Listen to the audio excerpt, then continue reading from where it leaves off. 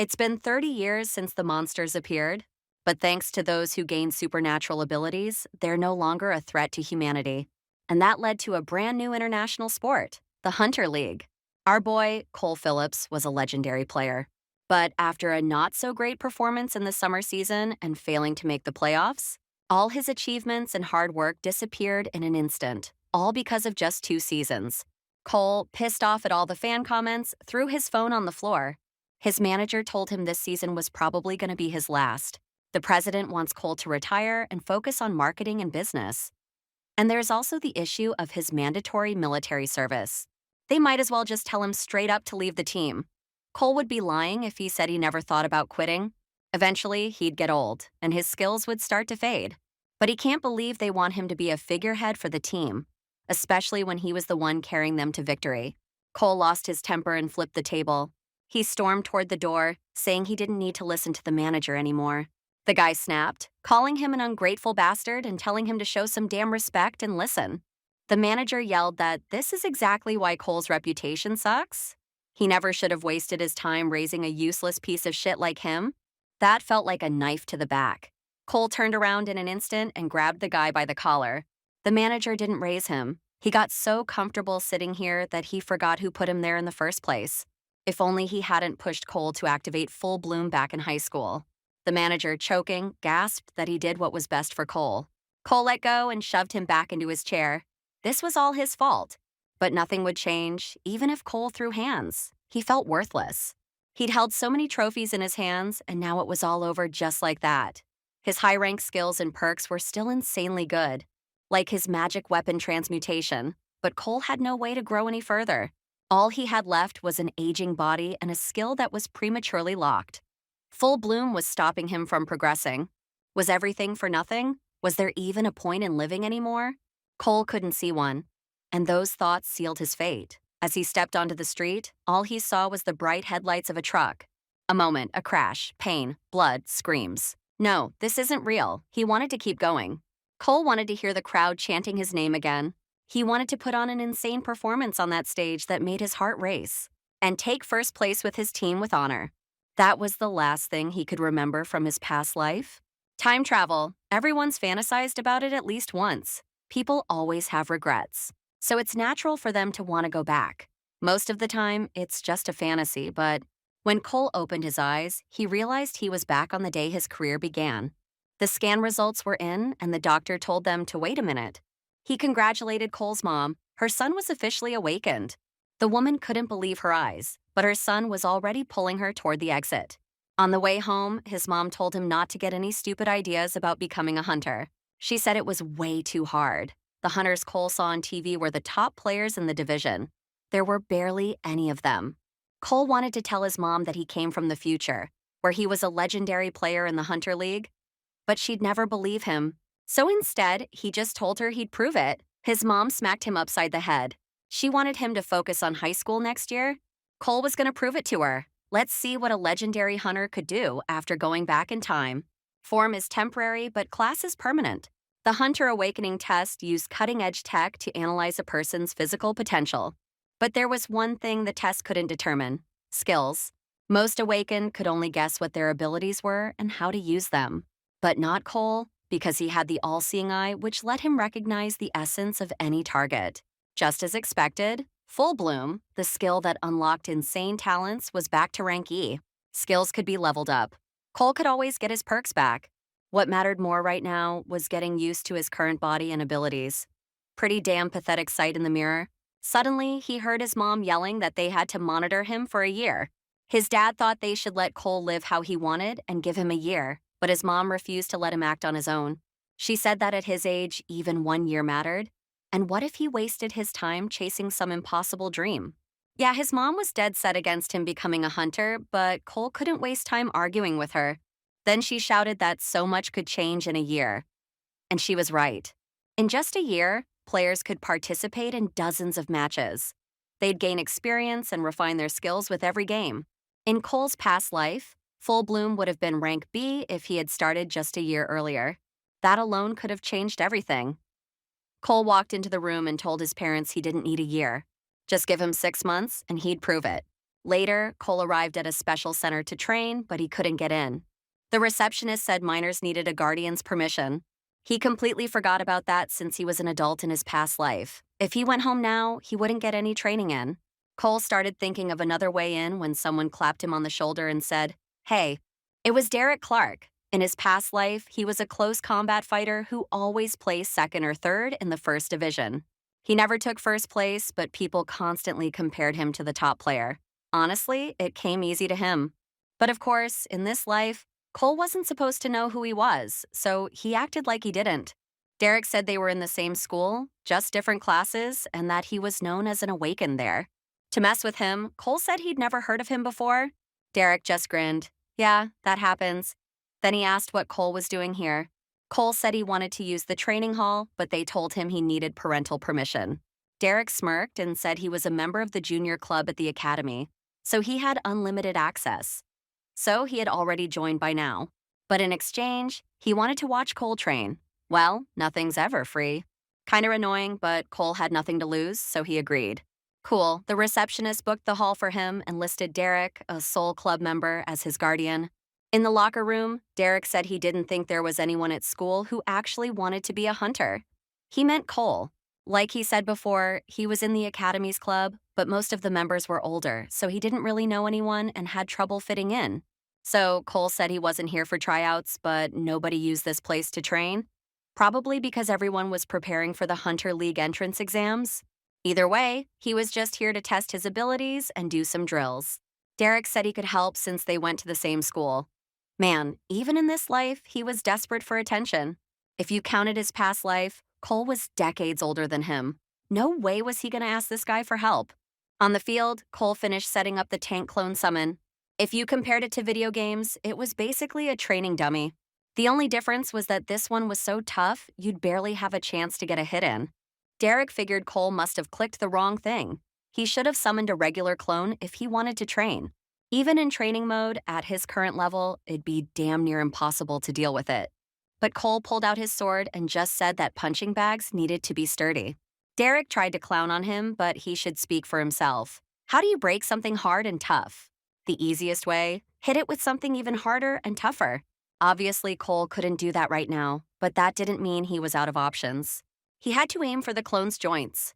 When he did, he instantly felt in sync with his body. Now, time for the all-seeing eye. With this, he could spot the clone's weak points. Cole struck them and took it down without a problem. He didn't expect it to go this well. He should have recorded it. Derek said that was sick. He figured Cole must have set the clone's defense to the lowest setting. Otherwise, he'd need a unique weapon just to scratch it. Maybe Derek is twisting what he saw because he just can't believe it. Still, Cole's moves were straight up impressive. He'd definitely make it into the academy. Derek figured he must have trained with swords or spears. Now he wants to give it a shot before his team's practice starts. Cole doesn't need to explain anything. Derek will see for himself once he tries. Later, the dude swore to God he did everything the exact same way. He also set the clone to minimum defense, but the target still didn't take any damage. Derek thought he must have messed up some settings. The senior was watching him and asked if Derek was going to say hi. A guy named Sean asked why he was fighting a tank clone. Derek said he just wanted to warm up and get some training in. Sean laughed. Who the hell warms up by fighting a tank clone?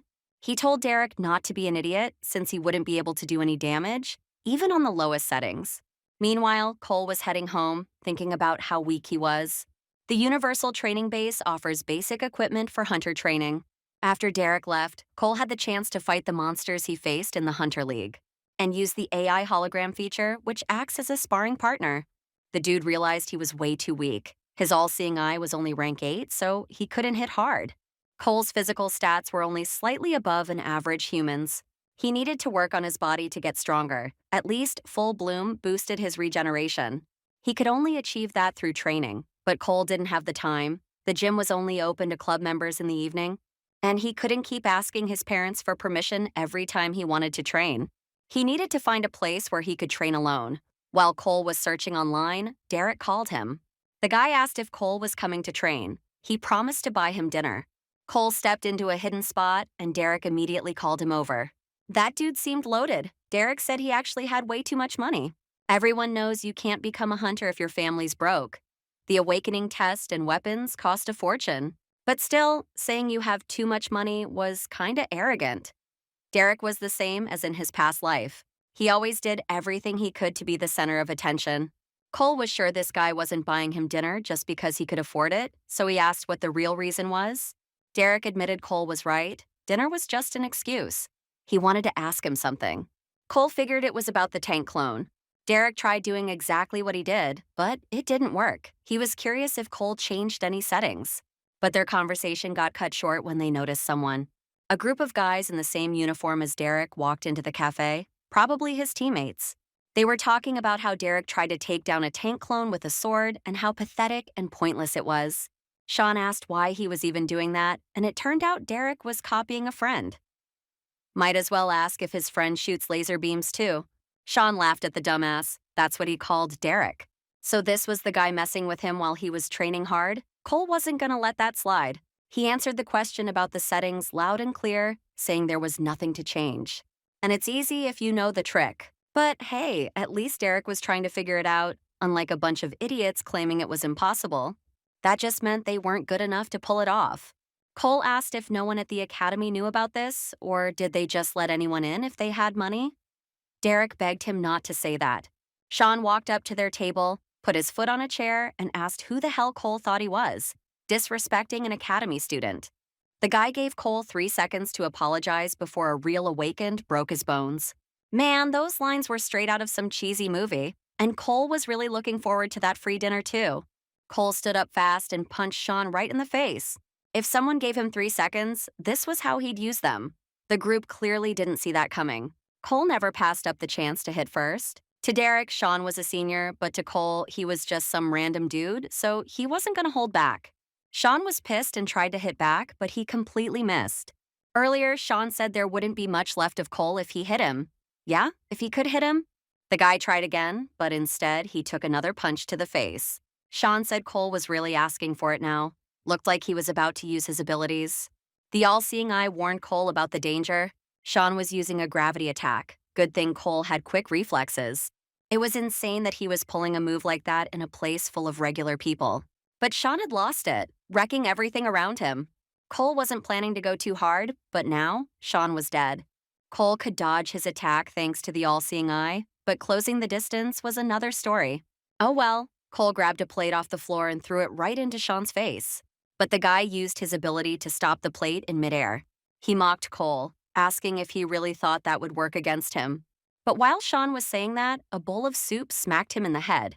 After using a skill, you have to wait a bit before using it again. It's called a cooldown. Plates flew at Sean one after another. He panicked, realizing he couldn't use his skill. If you use a skill without thinking about its cooldown, you'll be completely open to enemy attacks. When Sean snapped out of the hits, he noticed that Cole was nowhere to be seen. The hero yelled, "Head!" and suddenly punched him in the stomach. Then Cole yelled the same thing again. Sean was wondering where he'd hit next. But this time, just as he said, the hero punched him in the face. Sean hit the floor and the beatdown continued. Finally, it was over, but now what? It wasn't Cole who wrecked the place, but the hero did throw the first punch. Sean was the only one lying on the ground, while the hero didn't have a single scratch. Derek and Sean's friends had already left. He had to figure something out fast. Damn, at that moment, Cole heard police sirens outside the window. Looked like there was no other choice. He scratched his own face to fake some injuries. Then he poured water on Sean to wake him up and lay down on the floor, putting Sean on top of him, playing the victim. When Sean came to, he angrily tried to hit the hero. But Derek's shouting stopped him as he pointed the cop to the fight. Seeing the hero getting beaten up, the officer aimed his gun and ordered Sean not to resist. Looks like Cole managed to fool the cops with his acting, so there wouldn't be any consequences for him. Sean probably wouldn't tell the truth either, since he wouldn't want to admit that a rookie beat his ass. Even if he did say he used his ability, that would only make things worse for him. Later, Derek said that Sean had a rough time. He got chewed out by his teammates, and there were rumors that he might get kicked out. Looks like justice was served. Derek asked if the hero was planning to take a break, but Cole said he didn't have time for that while he was setting up the tank clone. Full Bloom gives him an awakened talent when he achieves something special. In other words, the hero gains a new skill. With a shout, Cole struck the clone right in the head. A new awakened talent appeared. Name your attacks. When the hero calls out the name of his move or says where he's going to hit, his power increases. The words don't even have to match the action. Cole didn't expect what happened with Sean to count as an achievement. In his past life, he'd never seen this skill before. Perfect ability to make people think the hero is weird. At dinner, Cole told his parents that he was planning to try out for a survival show for hunters. He wanted to show them what he was capable of. Hunters. The Next Generation is a TV show about discovering and mentoring rookie hunters. Registration had finally opened. His mom thought that since it was a TV show, the competition would be way too high. His dad said you can't succeed if you don't take risks. She reminded her husband how he wrecked his business, not exactly because of risk-taking. If Cole won the competition, he'd get a spot in the academy or could join a third division team. Plus, the cash prize was massive. They'd even make him a custom weapon. His mom held her head in her hands. The hero confidently said he was going all out. His mom agreed but told him not to come crying if he lost. The competition on that show was definitely brutal. After all, they were picking the most promising candidate for the Hunter League from the whole country. But because of that, the top contestants still got huge opportunities, even if they didn't come in first. Either way, they only chose the best. Mom and Dad didn't need to worry. Cole held a bunch of trophies in his hands, and he wasn't about to lose to some amateurs. The judges of the TV show gathered for a discussion. Soon, they'd start receiving applications. Linda Jones remembered how a colleague once said he had no desire to be a judge, but something made him change his mind. In reality, despite Michael's success on the international stage, he felt like he wasn't paying enough attention to his homeland. He hoped there was a hidden gem among the contestants. Judge Bill laughed, saying that if there was one, they'd already be in the Pro League. The Academy always made sure to bring in new talent.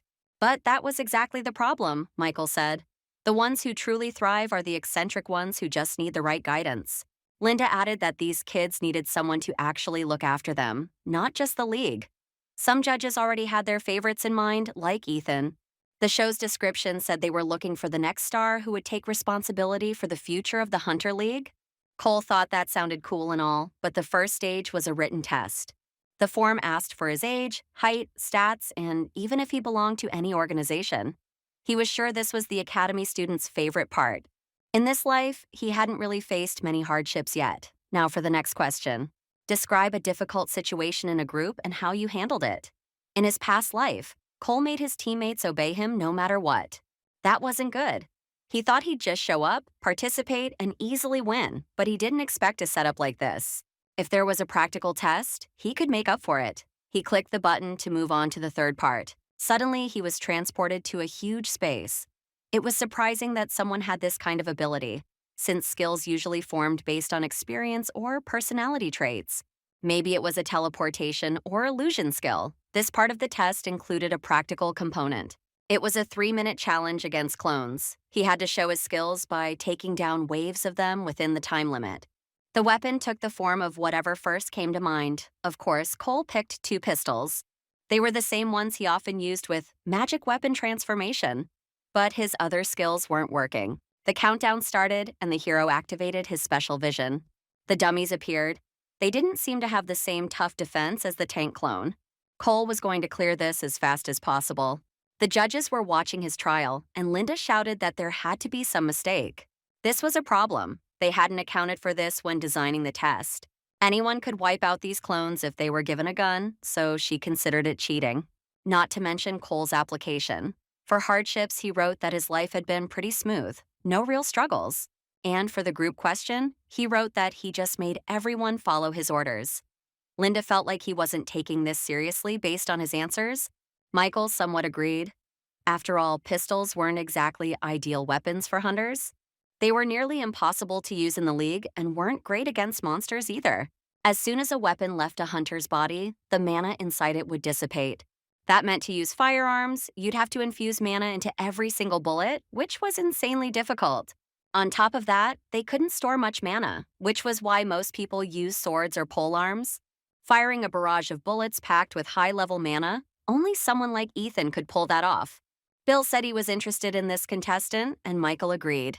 The candidate had shown extreme insight by finding a loophole in the rules. Whether it was intentional or not, the final result was what really mattered. Besides, this wasn't the last stage of selection.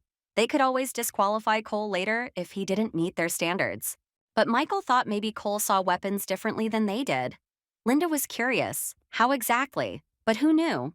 Maybe the hero believed pistols were an effective weapon in the Hunter League? Michael thought that was impossible. Then suddenly, he decided to make Cole try using just one pistol. The judge hoped the hero would prove him wrong.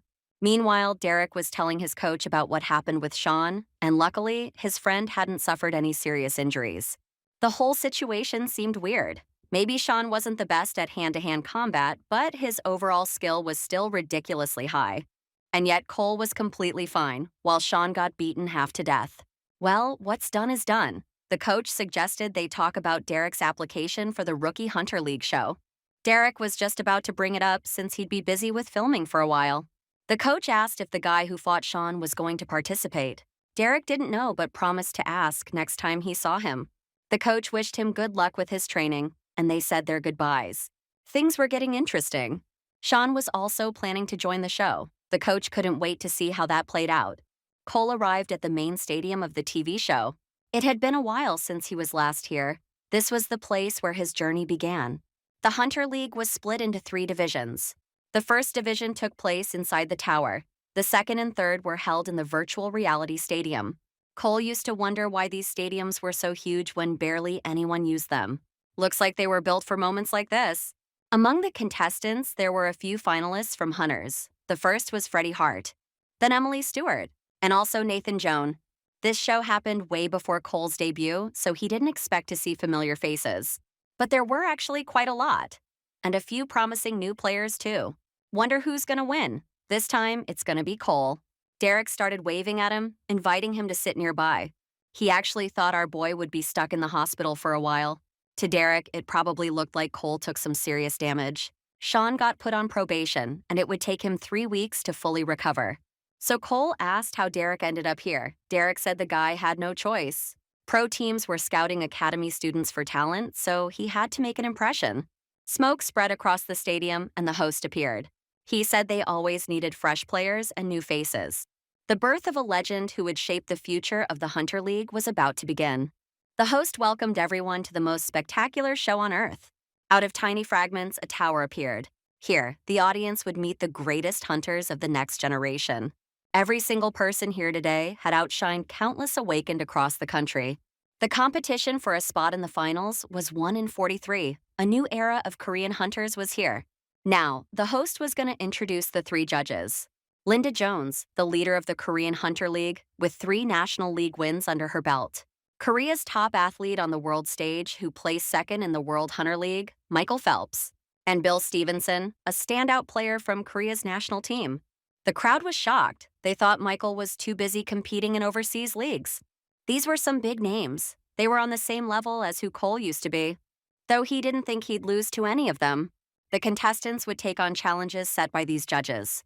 And the first place winner would get 500 million won and a custom weapon made by Morris Workshop. Unreal, even their regular gear cost hundreds of millions. And custom-made weapons were only for those deemed worthy. Maybe Cole would reach his past life's level of strength way sooner. Now Linda was about to reveal the first challenge. The 100 hunters gathered here had beaten out 4,350 other candidates.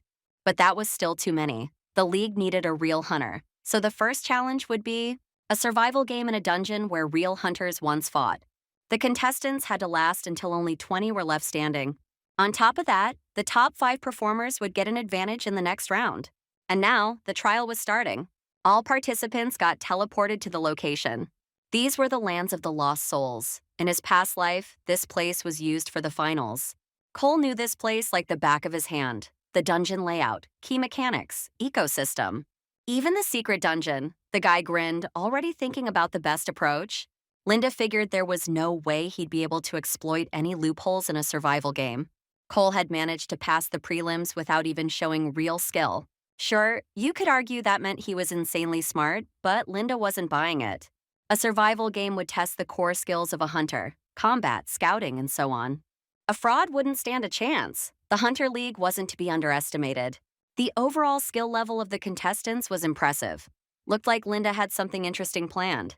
It was a great way to weed out hunters who lacked experience or ability. Then she suddenly yelled, "There was a problem. one of the contestants was leaving the challenge area. Bill asked them to zoom in and show what was going on. It was Cole. He had walked up to a mysterious door. Linda's jaw dropped in shock. How did he know about this place? This was where the Lost Souls land artifact was hidden. Artifacts were treasures buried in dungeons, coming in all sorts of forms. Sometimes, just getting your hands on an artifact was enough to guarantee victory. This dungeon had never been used for challenges before, so no one should know about it. Not even First Division players, let alone regular people. Cole wasn't supposed to know about this place. Michael said that if this was a mistake, they needed to figure it out. But Linda told him it wasn't a mistake. This virtual reality was modeled after the real dungeon, and Cole had just gained access to a hidden area. Nobody knew about it, not even the Hunter League players. That's why it wasn't on the map. If that was the case, Michael asked what was inside the hidden dungeon. It was ether, an artifact so powerful that it was banned in the Hunter League. Bill and Michael considered removing it, but the only way to do that was to stop the match. You couldn't bring ether into the real world, but you could use it in the match. Still, Michael pointed out that an artifact this powerful had to have a guardian. Guardians were monsters that protected artifacts. The stronger the artifact, the tougher the guardian. Linda gasped in excitement, realizing he was right, and decided to check. Ether's guardian turned out to be a cube. Finally, Cole stepped inside. His memories were a little foggy. It had been a long time, but he found the right spot. If he could take down the guardian and claim ether, winning this round would be a cakewalk.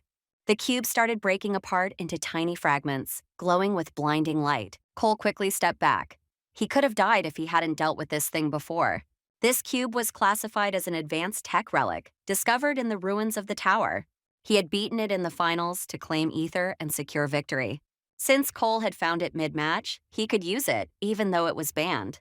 Using magical weapon transformation, he reshaped his sword into a crowbar. He figured the same trick would work this time. He jumped up and swung. It took some effort, but he managed to chip off a piece of the cube. The landing was rough, but he got a chunk of it. A monster-type guardian would have been tough to beat with his current stats. But the cube was a machine, built to guard ancient relics. As long as you knew how it attacked, you could take it down. The cube transformed into two massive hands. Cole timed his move perfectly, dodging just as they slammed shut. It was close. But he didn't waste his chance. The hands shattered into countless small pieces. Right before dodging its attack, Cole had tossed the broken chunk between the hands. No matter how tough the cube was, that piece was just as strong. Naturally, it broke. Time to grab ether.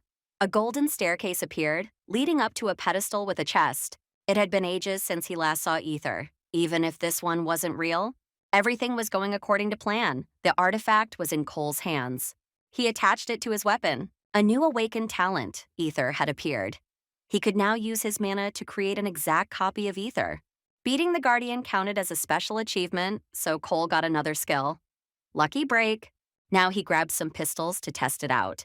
Judging by the bullet marks, with this skill, he might end up using his gun sooner than expected. In his past life, he had an insanely huge mana pool that let him fire bullets made of pure mana.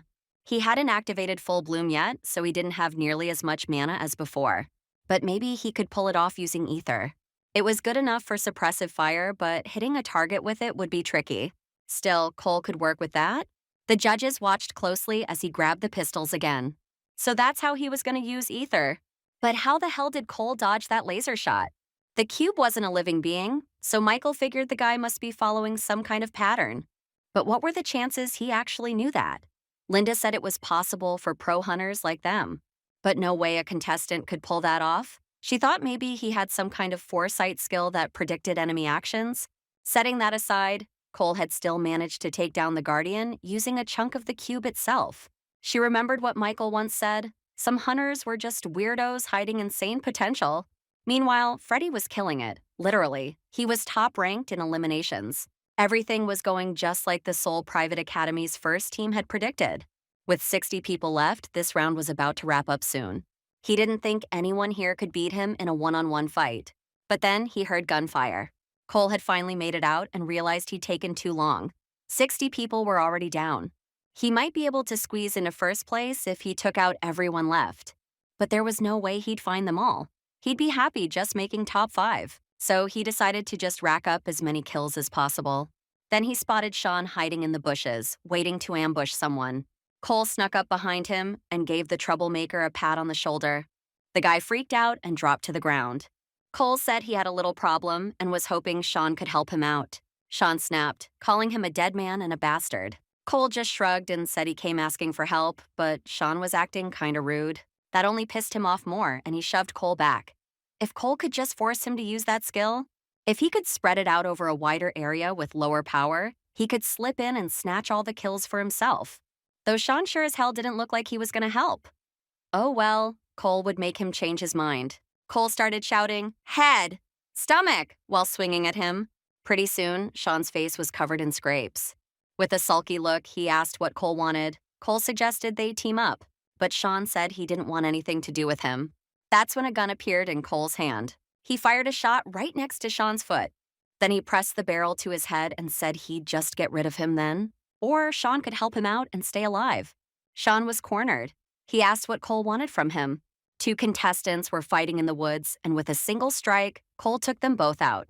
Someone threw a sword at Sean and Cole's backs. Sean spotted it just in time and stopped it with his gravity skill. Guess the gunfire was way too loud, and they'd attracted a whole crowd. Among them was an extremely pissed-off Freddy. Hunter League was a team sport. Obviously, not every player was built for offense. Even though Sean was ranked third with 8 kills, gravity was the most effective support skill on the battlefield. Michael said he was doing pretty well, but in the end, he might just end up as Cole's next victim. Linda didn't think so. If Cole wanted him dead, he would have pulled the trigger already. The judges figured the two were talking about something. Looked like Cole wanted to use Sean as his support. But they were curious how he'd found the right guy. They didn't think the two had met before. Did Cole have some kind of skill that let him read other people's abilities? No, Michael was overthinking it. Bill thought they'd make a damn good duo. Sean could lock enemies down with gravity, while Cole wiped them out with his ether-fueled pistol. But Michael wasn't so sure. Didn't look like their opponents would be that easy to take down. 4 contestants, led by Freddy, were closing in. What was the strongest way to win a fight? It wasn't having powerful weapons, great tactics, or a solid team comp. The simplest and most effective way was outnumbering your opponent. On Cole's side, there was Sean, who could use gravity, but he was just a support. No matter how hard they tried, they probably wouldn't win. At least, that's what Freddy and the others thought. Cole dodged the sword. Man, it had been a while since he'd had to do that. Probably a first for Freddy, though. The guy didn't know what Cole had done, but now he was holding a very strange weapon. Freddy didn't care. He just planned to erase Cole and hurled his sword again. Cole fired back at the same time. Everything was playing out perfectly. In his past life, Freddy could control multiple swords at once with telekinesis. But right now, he couldn't. Blocking all those bullets was going to be tough. The guy immediately ducked behind a tree. Unlike before, he was actually playing smart. At that moment, another contestant attacked Cole up close. Rookie mistake. If you get that close to a guy with a gun, there's literally a 0% chance he'll miss. -1. Cole kept moving and activated All-Seeing Eye, spotting 2 more hiding in the bushes. He'd take them out while Freddy was stuck on defense. The swordswoman went down, then the archer. That made 7 kills for Cole. And the last one left, Freddy. That guy's ability to deflect every shot was insane, even considering the fact that Cole's bullets were slow thanks to his weak mana pool. But too bad for Freddy. Cole was just better. The guy was struggling to keep up. Cole activated All-Seeing Eye again, and while Freddy was busy blocking, fired. He was hyped. He'd finally gotten him. But right at that moment, the trial ended. The 20 survivors were sent back to the stadium. Damn, Cole totally could have wiped them all. Just unlucky. The judges congratulated the contestants. Every survivor had earned the right to call themselves a true hunter. Considering hunters made up only a tiny fraction of the awakened, that was pretty damn impressive. The League needed people like the first generation of hunters, the ones who had protected humanity. Michael believed this survival game had given the contestants a glimpse of what it meant to be a hunter. Details for the next challenge would be revealed next week. Until then, participants were free to use the training hall to get stronger. Michael highly recommended they hit the gym at least once. The judges wished them luck, and the rankings popped up. In the final rankings, Cole placed 5th, while Freddy took 1st. The mission was complete, and the awakened talent Ether stayed with him. Derek ran up and threw an arm around his friend. He'd heard Cole placed 5th. Cole asked how Derek did. The guy nodded. Everyone was talking about how Cole used a gun. Derek was really curious about how he even got it and made it shoot. But at that moment, the producers walked up and told Cole to get ready for an interview. They sat him down in front of a green screen and started filming. First question, why did Cole decide to join the show? Cole figured there wasn't a better candidate than him. Then the host congratulated him on making it to the finals and asked for his thoughts on the first round. Cole said things could have gone better, but he passed the trial like he was supposed to. He'd faced a lot of opponents, but none of them felt like real competition. Cole was a little concerned about Freddie, but he wouldn't call him a rival. In that case, the host asked why he only placed fifth. Cole smirked and said it'd be boring if he pulled ahead right at the start of the show. The cameraman and host were kind of shocked. This guy was something else. After the interview, a bunch of people gathered in the cafeteria for lunch.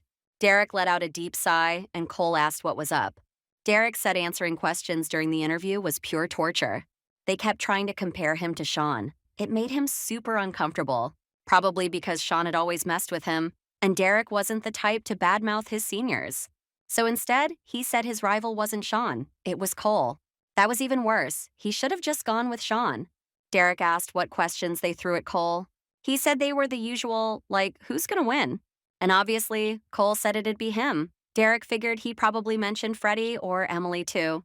Cole was a solid guy, but Derek said those two were on a whole different level, even among the academy students. You could say they were the aces of their team. Derek thought they could go pro no problem. He was sure Cole would agree if he saw them in action. Cole was pissed that Derek thought those two were on another level compared to him this whole time. If he kept thinking like that, he'd never achieve anything. Time to drop that mindset. Cole stood up and said he was going to go train. Maybe he was too harsh on Derek, but it needed to be said. Talent was more or less the same for everyone, aside from a few exceptions. The ones who surpassed the rest were the people aiming straight for the top. There was no point in thinking you were any less capable than others, especially at Derek's age. Suddenly, a guy named Dustin walked up to Cole. He'd heard he fought Freddie in the first round. He was curious about how that went since nobody at the academy had managed to beat Freddie before. It was wild. Dustin wanted to know his name, and Cole told him. Then he cautiously asked what he wanted. Dustin said Freddie had been furious when the survival game ended. And then Freddie himself grabbed Dustin by the jacket, muttered an apology, and started dragging him away. Honestly, Cole had no idea what just happened. He heard they were both from the academy and seemed to get along pretty well. Cole decided to check them out with all-seeing eye. Freddie's swordsmanship and speed were top tier. And Dustin had insane power and strength. Since Full Bloom wasn't activated, some of their stats were 50%, sometimes even twice, as high as Cole's. He only won the round thanks to Ether, but the next one might not be so easy. Right now was the moment where a lot of rookie hunters chasing the pro dream were about to begin their journey. The judges gathered to discuss the top contestant from Seoul's private academy, Freddie. In his interview, he said becoming a hunter had been his dream since childhood, but it hadn't been easy. He'd failed the academy's entrance exam twice, but no matter what, he never gave up. That was when Freddie realized hard work always paid off, and he learned how to push himself further. That's why he believed persistence and unshakable determination were the keys to overcoming any challenge. Derek and Cole didn't think the show would air this fast. Tech had really come a long way. The comments weren't bad. A lot of people said Freddie's answers were too dry and boring, but they respected his humility. On the other hand, the next contestant took a less traditional approach to answering. And then Cole saw himself on his phone screen. At the interview, he said that, honestly, he never really had any struggles on his way to becoming a hunter. And if the team leaves all the decision-making to him, there won't be any problems. While Freddie is in it for self-improvement, Cole just thinks there's no better candidate than him. But they do have one thing in common. They both think there's no worthy opponents for them. The guy turned off Derek's phone and said they should go train. Derek got kind of bummed. They didn't even get to the survival game. Cole told him to just watch the replay later. Derek's curious why our guy only works out his legs. Cole asked about his role. The dude knows he's a ranged fighter, and for them, the most important thing is dealing massive damage. Besides that, mobility is key. Maybe Derek noticed that in the survival game. But for Freddie and other elite melee fighters, it's either insane mobility or attacks that are a serious threat to ranged fighters. That's why Cole's mobility needs to be just as good as melee players, if not better. Suddenly, a man walked into the gym and interrupted their convo. He corrected our guy. In the Korean Hunter League, strategies focused on taking out ranged fighters are pretty rare. He asked Cole what he thought. But who is this dude? He's definitely not just some random guy if he has access to this place. Our guy said it's true, but judging by how teams play against the British ECG or the French ALD, they always prioritize targeting ranged fighters first. In other words, it all depends on what kind of ranged fighter they're dealing with. That reason alone is more than enough for Cole to keep training his legs. The man smirked.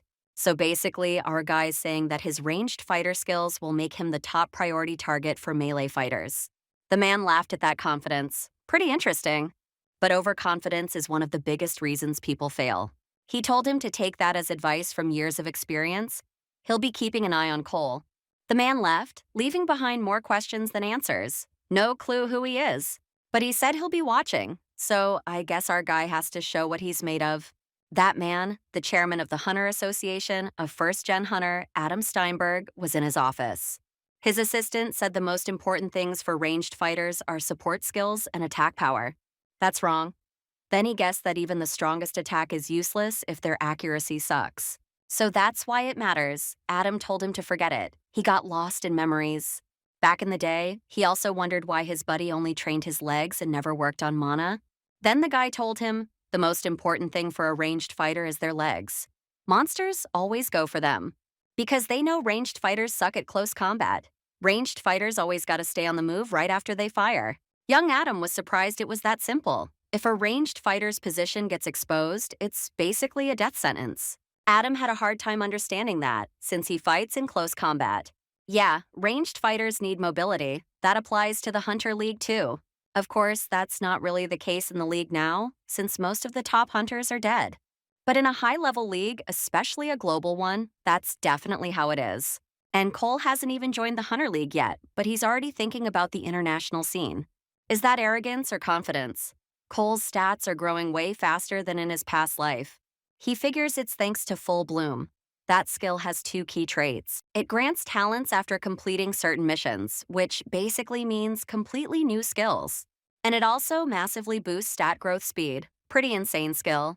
Derek asked what Cole's gonna do after training and wanted some advice for himself.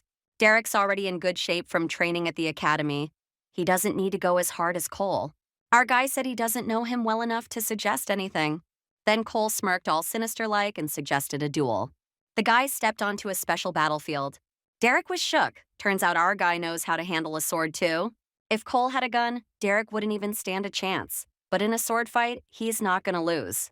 All right, our guy made the first move. Derek defended himself, but he was definitely on edge. He has no clue what's going on. It's just a regular sword, but for some reason, it's crazy hard to fight back. Cole used magical weapon transformation. Derek figured it's all because of the gap in their talent levels. He can't get to our guy, and now Cole's got a huge sword in his hands. Derek has no idea how to block this attack. In the end, he's just sitting on the floor, completely drained. Cole asked what he thinks about his so-called rival now. Derek admitted that our guy is better than him. And then Cole said he was holding back. And it doesn't seem like he's joking. Derek's damn near in tears, feeling like a weakling compared to him. Does he really lack that much talent? Then our guy suddenly pointed out the real reason he lost. It was the wrong weapon. Cole showed him the sword Derek's been using. Now, let's take a look at its strengths. Thanks to his speed skill, he's got an element of surprise and can make split-second decisions. How can he make use of those advantages with a long sword? Answer, he can't. Instead, Derek could use something for quick, light attacks, like a rapier. Cole pulled one out. Combined with Derek's skill, he'd be able to wreck enemies with rapid strikes. Derek never even considered that as an option. After training, Derek said he's still not sure, but he's got an idea. Then Cole overheard someone talking about him, saying he thinks he's hot shit after dueling some academy reject. Looks like some guy's been watching them this whole time. Dude clearly doesn't like our guy, seeing as he just randomly decided to provoke him. Cole's not the type to let stuff like that slide, so he asked if the guy could actually back up his words. At first, the dude thought he misheard, but nope. Our guy made himself real clear. Then Cole straight up told him to fight unless he's about to piss himself. The guy was fuming at that and agreed, but hold up. That's the same dude who placed 5th alongside Cole in the survival game. Liam. His skills and stats are actually solid. Compared to him, our guy's stats are basically nothing. If it all came down to raw power, Cole would definitely lose. The guy suggested they use a battle room. Cole said he wouldn't even need guns to beat the shit out of someone like Liam. He's one of the best rookie players. Besides, guns are useless since Liam already knows about them. The guys decided to start. There's a chance Cole could lose. But that doesn't mean he's backing down. Our guy swung his sword first. Liam threw 3 daggers. He's a mid-range fighter. Cole planned to pressure him so he couldn't counter. Our guy deflected the first 3 daggers, but dodging these next ones in time wasn't going to happen. Thank God for the ether he got from Full Bloom that blocked the hit. Otherwise, it would have been game over for Cole. Looks like Liam plans to keep throwing knives while keeping his distance. On top of that, the dude has telekinesis. He was sure he had our guy. But somehow, Cole managed to deflect the daggers. Looks like he's got an ace up his sleeve. Our guy transformed his sword into a dagger and threw it at him. Liam laughed, thinking he could easily stop it with telekinesis, but Cole knew he'd do that. The first dagger was just a setup for the real attack with the rest. Liam stopped 4 daggers with telekinesis, but he couldn't use that ability on multiple targets in such a short time, which meant that the last dagger, the one Liam fully stopped, was definitely going to hit him while he was focused on the others. And with that, the system announced Cole as the winner. Michael and some guy were watching closely. Cole was the judge's predicted winner, and the man, who Michael showed everything, put on analysis glasses. He said Cole's got great strategic instincts, and hiding those 3 knives was a smart move. Not to mention, his stats aren't even that high. Michael knew that. The guy is sure he knows something about Cole. He's curious about what kind of skills our guy has, because there's no way Cole could have pulled off that strategy if he didn't know about the opponent's telekinesis. Michael's thinking, he's got something like Analysis Eye, like that guy or the first-gen hunter, Philip Kreiser. Analysis Eye is an insanely useful and rare skill, and only 2 people are known to have it. Maybe people are expecting too much from Cole just because he predicted the enemy's skill. If anything, Michael thinks they might actually be underestimating him. Our guy knew about the hidden dungeon, and during the qualifiers, he only went after the clone chips. If Cole debuts in the first division, people would say he's the reincarnation of Philip Kreiser, the legend himself. Michael's sure the guy wants to recruit our hero, and yeah, he does. His analysis eye can see people's stats, but not their skills. But this guy, Cole, knew about the opponent's telekinesis and came up with a plan to counter it. The guy asked what team Cole's going to be in. He must really like our guy. But unfortunately, the teams sponsoring the show get first pick. Grinding his teeth, the guy thought he had to find a way to get Cole on his side. Meanwhile, our hero doesn't get why Full Bloom is considered a big achievement, but he's not in a rush to figure it out. Derek's been training and thinks he can beat Cole now. Our guy told him to quit talking nonsense, but Derek's eager. He's gotten way better. His sword skills have never been this sharp. Derek really has gotten stronger after following Cole's advice, but he still doesn't stand a chance against him. Meanwhile, all the contestants got called to a special class. Cole and Derek took their seats too. Are they actually about to get taught something? The judges walked in. Linda greeted everyone and asked how their week-long break was, or more like their week of training. For some of them, it was probably pretty productive. For others, not so much. Either way, she thinks they all still have a lot to learn. Each of them is a promising talent with huge potential. But there's still a massive gap between them and pro hunters. That's why the judges put together a team of mentors for them. Each of the 3 people standing before them has competed in first division leagues, scored victories, or earned other achievements. They'll be handling both training and performance evaluation. They'll be teaching them how to fulfill their roles, and their work will be judged in a 3-on-3 mini hunter league. One of them's already exuding pressure. Just his mana manipulation alone is putting weight on everyone in the room. Not bad. The mentor named Bruce Tiles is going to train the close combat fighters. He can't stand people who don't show resilience or willfully stay ignorant. But more than anything, he hates cocky assholes. Mr. Tiles told them to stay humble and take their lessons seriously. After reviewing performances in the qualifiers, survival game, and last week's training, the judges decided on roles for each of them. Once their names are called, they'll go to their mentors. First up, Cole. He got placed in the close combat team. That's a shock. He can't wrap his head around why the hell they put him here. There's Freddie and Emily and Derek. This group's packed with promising people. Mr. Tiles stepped onto the field. He told them to forget everything they've been taught so far. He doesn't care what academies they came from because every single one of them is weaker than 3rd Division hunters. As they might have noticed during the Hunter League match, all hunters use skills or devices. For mobility, powered by mana, like Air Anchor and Air Step. These devices let hunters engage in more dynamic and flashy fights. Mr. Tiles is going to teach them how to use air anchor and air step. He doesn't need close combat hunters who can't use them. Time to get started. They're definitely hard to use the first time. Back then, Cole could use them like they were part of his body. Let's see if his muscle memory still got it. Mr. Tiles is pissed at how bad the guys are doing. They're supposed to be the future stars of the Korean Hunter League. The third division league isn't called the rookie graveyard for nothing. It's a perfect trap for idiots like them. The coach is so damn loud, Cole can barely focus. Looks like Derek's struggling too. But honestly, that's expected. They didn't get any instructions at all. Derek's doing it wrong, and Cole told him to get down. Derek asked if our guy's even planning to train, since Mr. Tiles is going to be testing them on this. Cole told him to worry about himself. Does he really think he's going to get anywhere at this pace? So Derek asked what he's supposed to do. Cole told him to start by figuring out the length of his mana rope. Then he's got to keep a steady mana flow. Otherwise, the rope's length is going to keep changing. That's why Derek can't keep his balance, and he also needs to focus on his center of gravity. When he's in the air, his body should act as the center of gravity. Cole showed him how it's done, landing perfectly on his feet. That makes it way easier to prevent falling or reposition his body. And he needs to focus on keeping a steady mana flow. Derek kept repeating it in his head and gave it another shot. To his surprise, it actually worked. He said he must have a talent for this. He pulled it off on the first try. Mr. Tiles yelled at them for chatting. They're not here to mess around. Useless punks can't handle anything. The coach asked for Cole's name. Cole introduced himself. Looks like the coach is trying to put them in their place. But our guy doesn't care. Mr. Tiles said it looked like Cole was just standing there doing nothing because he's so confident in his skills. Cole said, yeah, looks like it. He could step back. But he's curious about how they're planning to test them with the air anchor and step. Considering his past life, Cole's actually older, and it's an elder's duty to guide the younger ones. Mr. Tiles decided he's given them enough time and is starting the test. Michael was pissed and asked why the hell Cole's name is on the close combat team list. Maybe Linda messed up.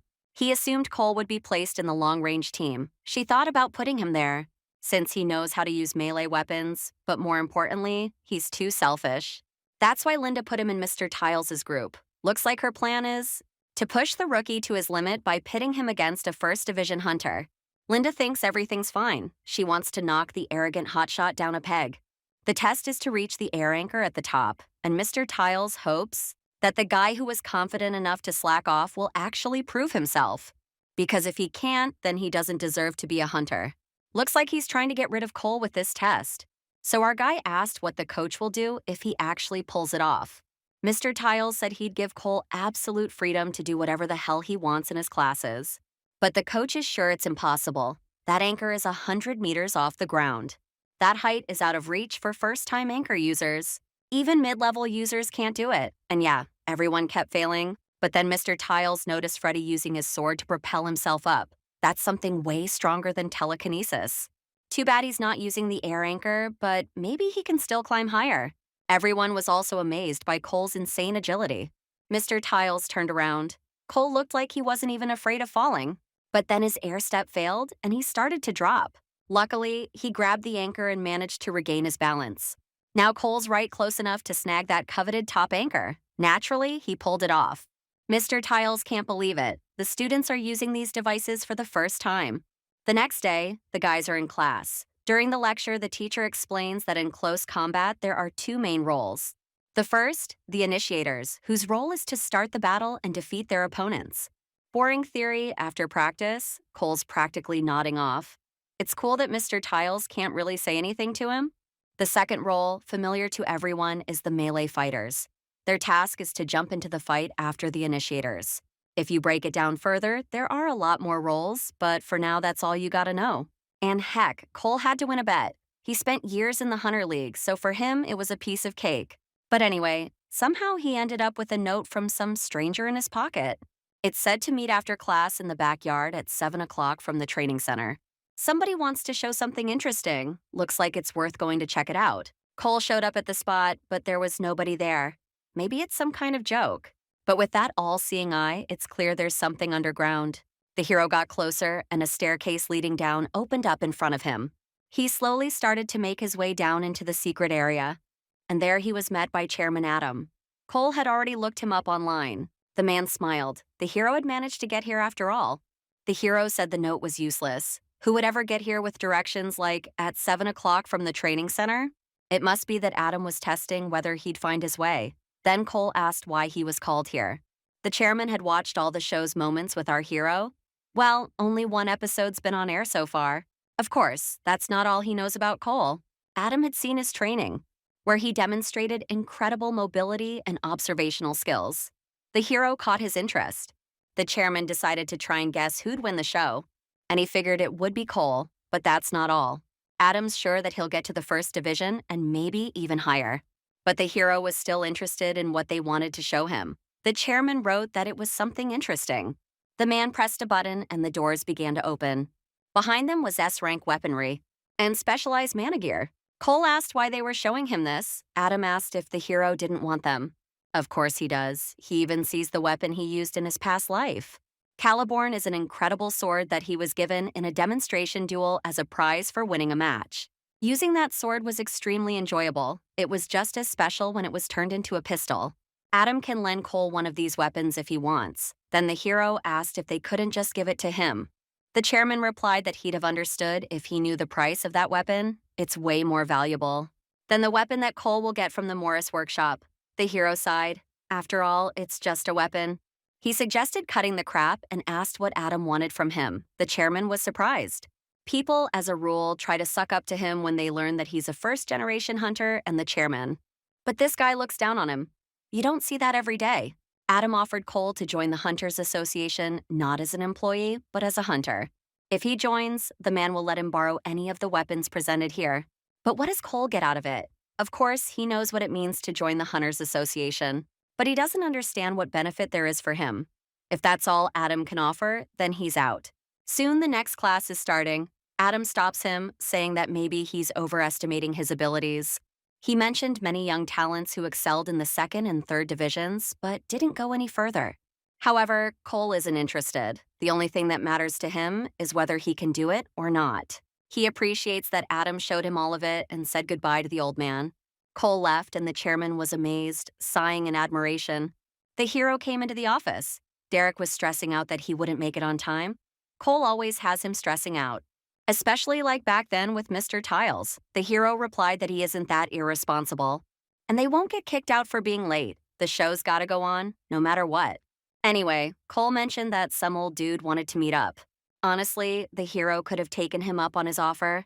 But with that kind of experience, he can handle it just fine on his own, without those weapons. Either way, he'll get a custom weapon from the Morris workshop for winning. Cole will wait until he's worth more, and then he'll go all out. And if that doesn't work out, he'll just start his own team. The judges are hoping that the mentor lessons paid off for the guys. It's time to put those skills to use. The contestants are going to take part in 3-on-3 battles in the air combat zone. In this round, the winning team moves on to the next stage and the losing team gets disqualified. Also, to up the ante, the judges have prepped a special prize for the winners, a mana flow stone. It boosts both the amount and the efficiency of mana, just what Cole needs. He's going to need more mana as soon as he picks up new skills. Looks like he's got to win this round. Since this match is the start of the real qualifiers, everything that's happening is going to be recorded live. In fact, they're already filming the contestants.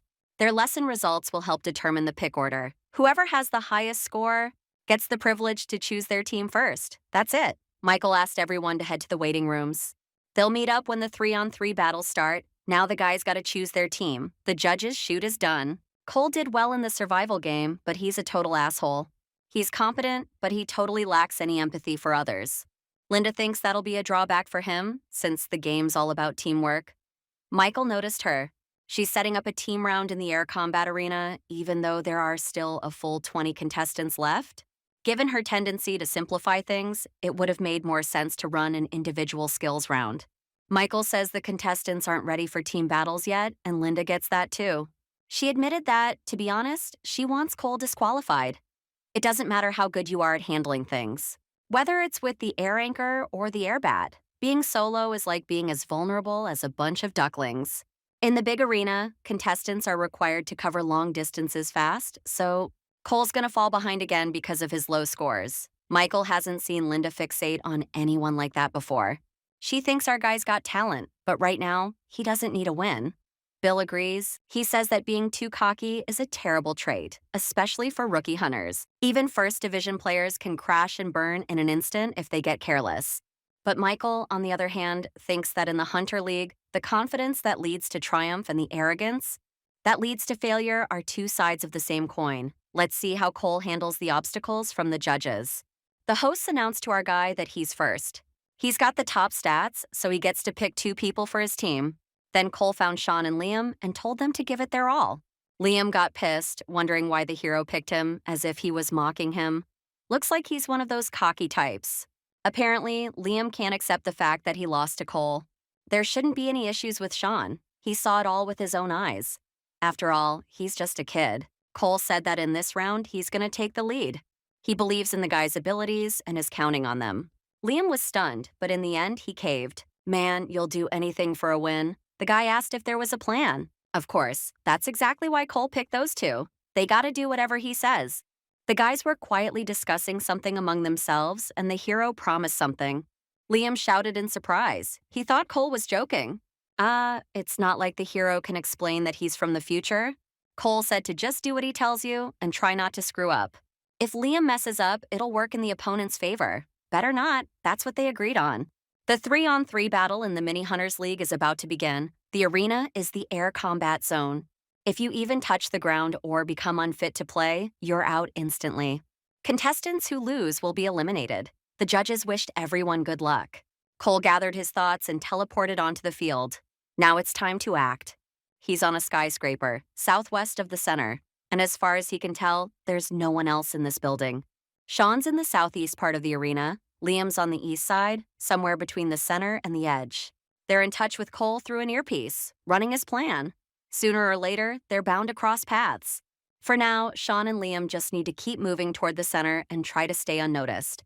If they run into someone on the way, fall back immediately. There are only 3 teams of 3 in this trial, so the chances of running into an opponent in an arena this huge are pretty low, which means Cole's gonna have to draw some attention somehow. Someone fired a shot. Doesn't matter who let the arrow fly. Bet they haven't even linked up with their teammates yet.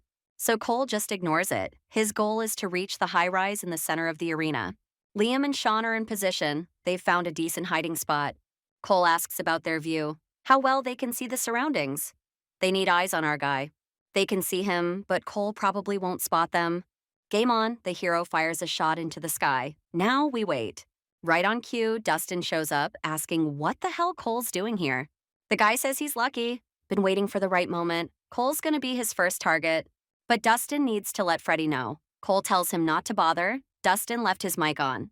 Freddie tells him to stall, but if he gets the chance, take him out. Cole, of course, hears everything. Freddie's already on his way, so no funny business.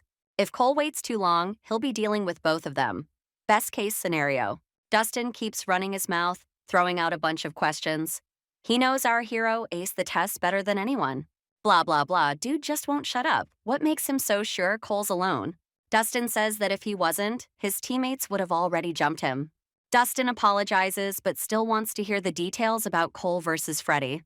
He's way stronger than our hero. Not that it's a surprise. Gotta keep some distance. Cole backs off using an air anchor. But Dustin's got air step down too and takes off after him. He's keeping up pretty well, still talking even in midair. Cole moves to another building. Then he starts shooting. No dice. Dustin deflects the bullet. Gotta admit, the guy's got talent as a hunter. Pistols aren't gonna cut it. Cole's ether isn't as strong as the one he got in the survival game. Taking this guy out quick isn't an option. His weapons aren't strong enough. And he's running low on mana. Suddenly, Cole stops. Freddie finally shows up, and he's not messing around. Cole tells Sean and Liam to get ready. As soon as Freddie moves in, Cole gives the signal, but the guys don't show up. Freddie and Sean hesitate for a second, but decide it's a bluff. Freddie's back at it with the telekinesis. They're chasing Cole, saying he won't trick them. But they don't know Sean already hit them with a gravity attack. Cole starts falling. Freddie yells, asking if he's got a death wish. But literally a second later, they started falling too. Liam caught Cole with telekinesis and saved him from the drop. But no one was there to save Freddie and Dustin. They realized they screwed up and got eliminated from the trial. For a moment, Cole felt like his whole body was being squeezed from all sides. Not the best feeling, but tolerable. Liam never thought he'd use telekinesis like this. Cole's plan actually worked, but if it had come down to a direct fight, they wouldn't have gotten off so easy. He drew their attention and made them chase him. And once everyone was airborne, Sean hit them with a surprise gravity attack. Liam, on the other hand, caught Cole with telekinesis. But their opponents weren't so lucky. The game wasn't over yet, though, so Cole told them to stay sharp. Maybe other contestants saw the fight, meaning there's a good chance they won't fall for this trick. Meanwhile, Emily took down 3 hunters by herself. Not surprising, honestly. And now it's time to announce the winners. Cole's entire team made it. Emily was chewing the guys out for losing to Cole so stupidly, falling and getting knocked out like that. She was in total shock. How could they mess up this bad? They've done this kind of competition before. Dustin started making excuses, saying Cole's strategy today was flawless and they weren't ready. Freddie apologized, admitting it was his fault. He should have been more careful. In his past life, Cole thought the same way. Instead of sulking over losses, he analyzed them. Meanwhile, Liam came to apologize for the harsh words earlier, but the guy got flustered and walked off, saying Cole probably already forgot about it. Guess Liam's the type who won't admit he's wrong even on his deathbed. Linda couldn't believe how easily Cole's team crushed everyone, a totally unexpected outcome. A complete and undeniable victory of strategy over brute force. Michael said it, this guy's something else. And this competition wasn't even supposed to test strategic thinking. Coming up with a plan based only on his teammates' skills wasn't easy. What's even crazier is that he teamed up with people he doesn't even get along with. Cole is insanely calculated. Round 1 of the show is over. Time to crown the champions. Cole's team steps onto the stage. They scored the most points. Each of them gets a mana flowstone. Finally, step 1 of Cole's plan is complete. Maybe with this artifact, he can awaken full bloom. The host wishes them luck in reaching the finals and becoming legends. Or better yet, making it to the world stage. But not everyone here is worthy of being a hunter. The losing teams are going through elimination. I mean, it's a competition show. Makes sense to kick people out. Looks like only 13 contestants got cut this time, and Derek's one of them. This time, the trial is a 2-person team challenge. For the task, teammates will have to move in sync and secure a capture point. The captured area has to be defended from opponents for a full minute. But there's another option. The kill zone. Players can claim these battle spots and rank up by taking out enemies. Since there's an odd number of participants, they can invite a previously qualified player as a partner. But in that case, the partner won't get eliminated if the main participant doesn't earn enough points. Just as Cole expected, Freddie and Emily teamed up. He would have done the same in their place. The easiest way to pass the trial is to pick a strong partner. Looks like Derek still hasn't found one. Kinda curious if he'll manage to avoid disqualification. Who knows what fate has in store for him? But right now, he's facing elimination, and that's risky. Suddenly, Derek ran up to Cole. He's hoping our hero won't turn him down. After all, they go to the same school. And besides Cole, there's no one else left. But Cole is absolutely not interested. Derek started begging. Cole just told him to switch weapons and gave him some pointers, like he's his mentor now or something. Cole had no idea how the hell he ended up playing mentor all of a sudden. Whatever, fine. He'll help, but only because he's got nothing better to do. Besides, Cole was planning to test out the Mana Flowstone anyway, curious if it'll boost his skills. But he told Derek he has to follow orders completely, no exceptions. And this is the last favor he's getting. That night, in his room, Cole pulled out the stone. Time to see what it can do. Its owner gradually absorbs the artifact's power, increasing their mana pool. If you swallow the stone, your skill levels instantly go up. Yeah, before his rebirth, Cole had already worked with a stone like this, and this one has the same effects. All-Seeing Eye, Magic Weapon Transformation, and Full Bloom all got stronger. The Awakened talent, Name Your Attacks, got a boost, just like Ether. His main stats really did go up. Mana count increased by 1 too. Before, his Ether power was just enough to stall an enemy. But maybe now, Cole could get an upgrade just as good as the one the original artifact gave him in the survival game. That worked out well. Cole already had a plan for tomorrow's trial. Now he could finally get some sleep. Tomorrow was going to be rough. And then he had a dream. It all started with a small organization that almost went bankrupt. Soon after awakening, he managed to unlock his abilities. That's when he got an offer from some company director to join their team. Said he'd help develop his skills. In return, he wanted Cole to activate Full Bloom ASAP, because without it, he wouldn't make it to the league. They told Cole the skill's effects would be weak at his current level, so he wanted to wait. He joined the team, but since he didn't unlock the skill, they never let him play. The director kept pushing him, kept saying players were just disposable, and Cole wasn't special just because of good training. In the end, Cole changed his mind and awakened full bloom. The director found out and was beyond happy. Cole kept growing and getting stronger. He won the championship trophy and made a name for himself. But an early awakening of full bloom meant an early burnout too. Cole woke up in a cold sweat. Not the best memories, but this time, things were different. Success was guaranteed. He'd already laid the groundwork for his future career, and he did it way earlier and way better than other young athletes. Cole won't deny it. Right now, he's barely able to take on the top rookies of his generation. He needs to put in the work, but if he awakens and strengthens full bloom, he'll reach new heights. Screw his past life. Cole showed up at the center and asked if Derek was ready. Derek said he was 100%. He planned out everything, from warm-ups to strategy. Cole was surprised he actually came up with his own plan. Derek's strategy, just do whatever Cole says. Cole really thought he'd suggest something useful. Clearly, the guy's a total idiot. Everyone gathered at the stadium again. The crowd was here to cheer for the players in elimination.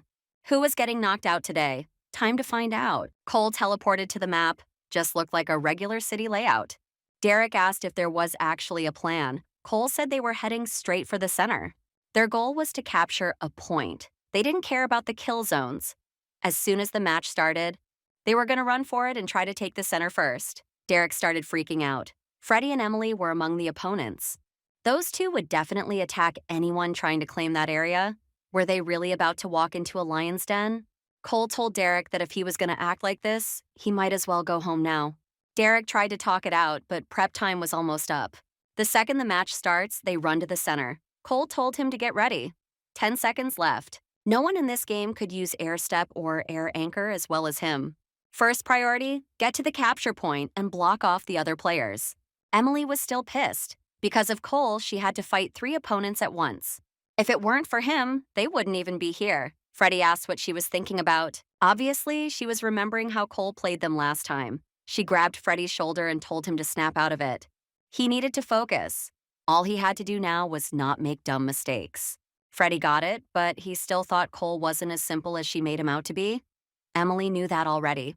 She had a plan. In that 3v3 match, she lost only because she was holding back her abilities as much as possible. This time, she was going to go all out and do whatever it took to avoid losing. No more overthinking. As long as she impressed the judges, she wouldn't get eliminated. Emily suggested the standard strategy: engage Cole in close combat and take him out with one hit. The hero asks why Derek isn't here yet, but the guy just can't keep up. Cole's already got himself a solid position. He says there's no time to sit around. As soon as Derek gets there, they'll take the capture point. Derek's still unsure. Every player's going to focus on them. But Cole's got a plan. Then he tells Derek not to rush too much or play it too safe. He needs to get noticed. Right then, from a crazy distance, Cole takes a shot and drops a player. Just a standard headshot, but powerful as hell. Feels just like Ether from the survival game. Reminds him of Ethan's level. No, Cole already surpassed him in his past life.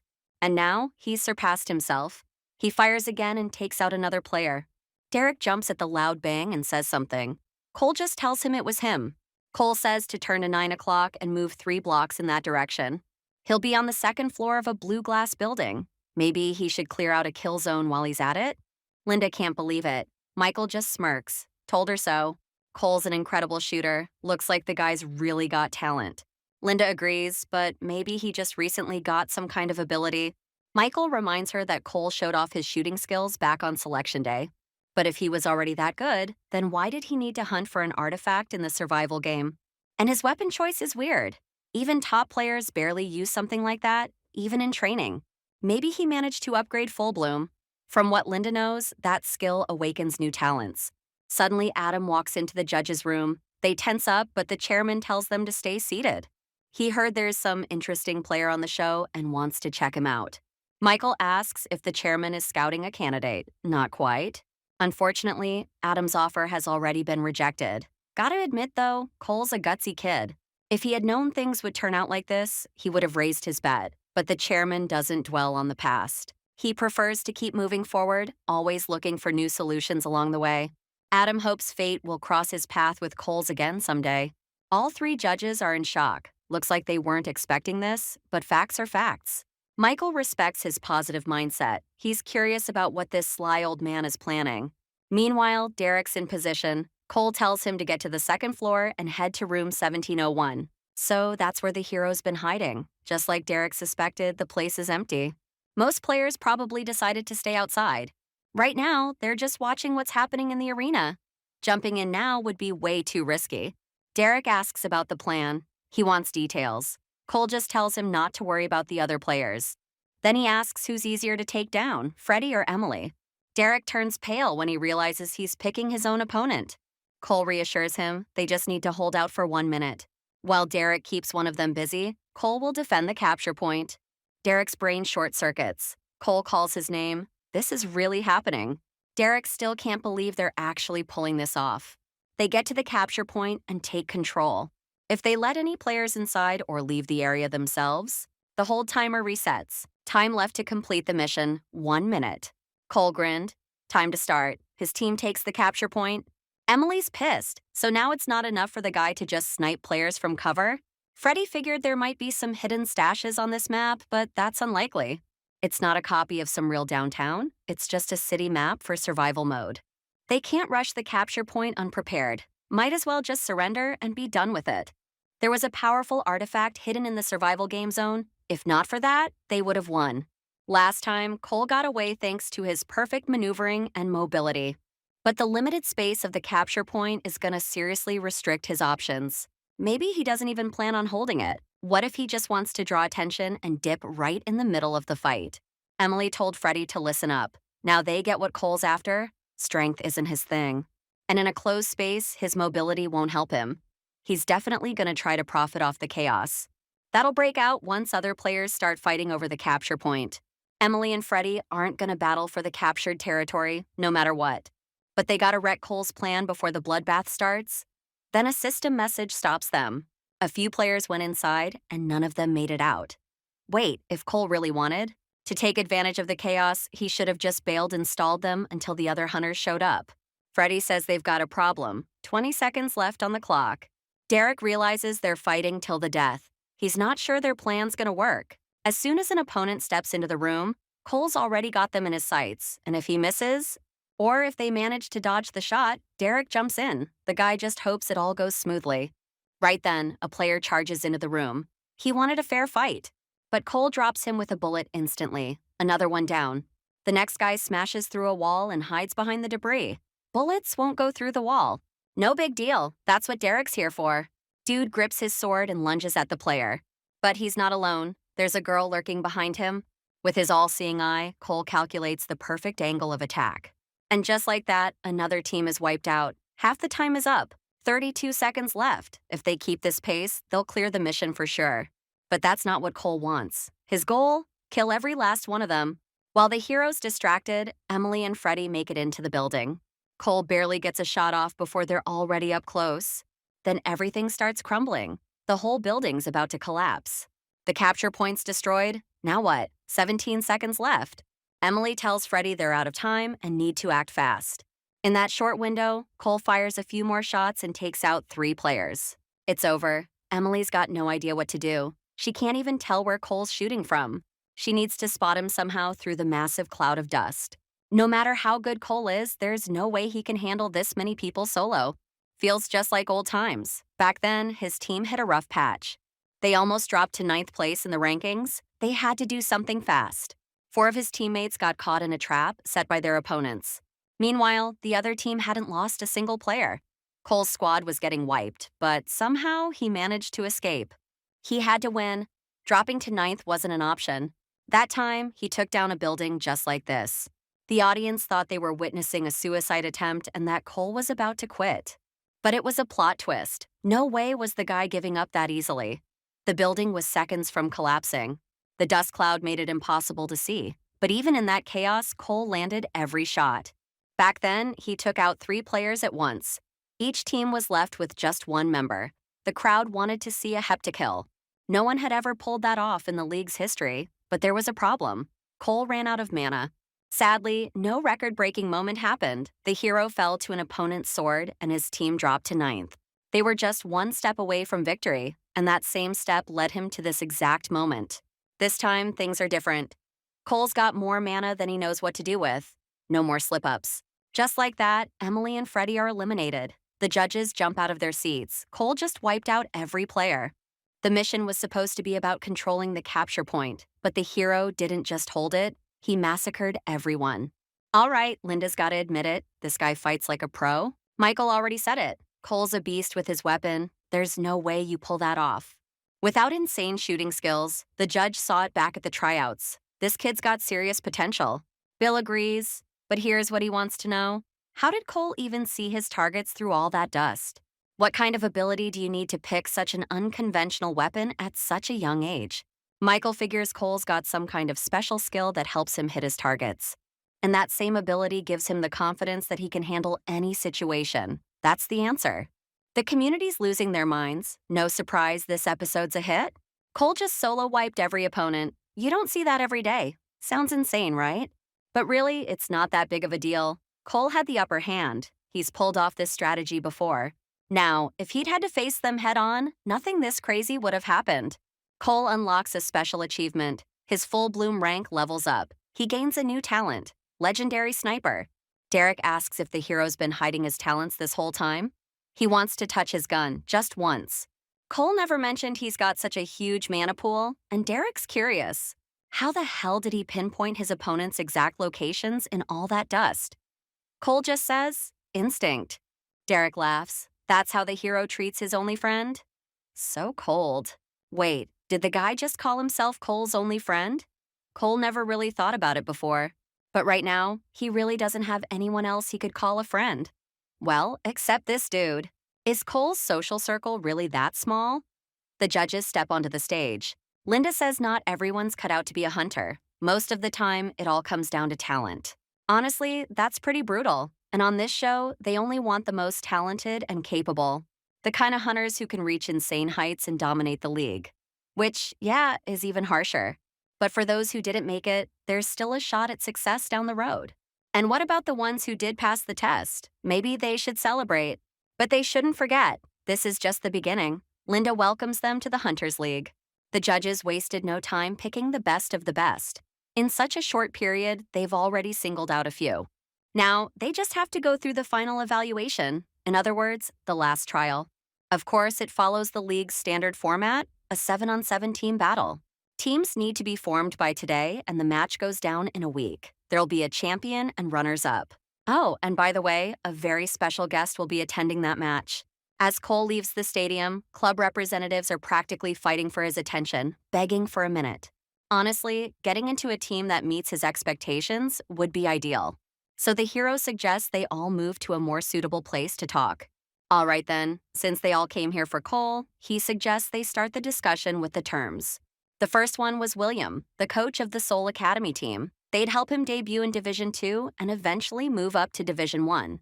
They had a student exchange program and a personal coach to prepare for international competitions. Cole cut William off. He wasn't the only one here. He asked him to sum up what made them special. The man threw in a signing bonus, 100 million won plus an annual salary of 200 million. Another candidate offered a one-time payment of 300 million and a steady yearly salary. 300 million just for joining the team? That was a tempting offer. But Cole wanted to pick his own teammates. Then again, who said he had to join anyone at all?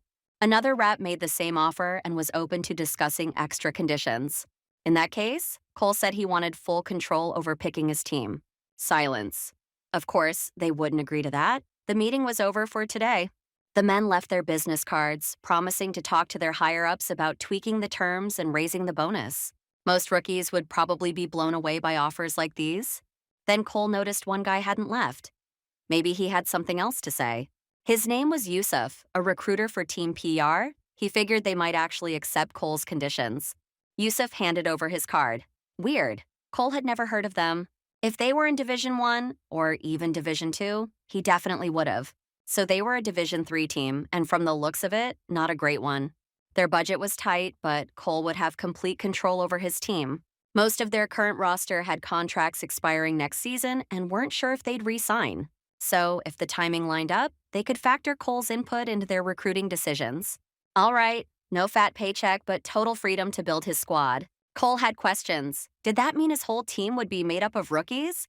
Yusuf suggested he meet with their director to go over the details. Seemed like the guy was willing to do whatever it took to sign him. He told Cole to think it over and consider meeting with the director.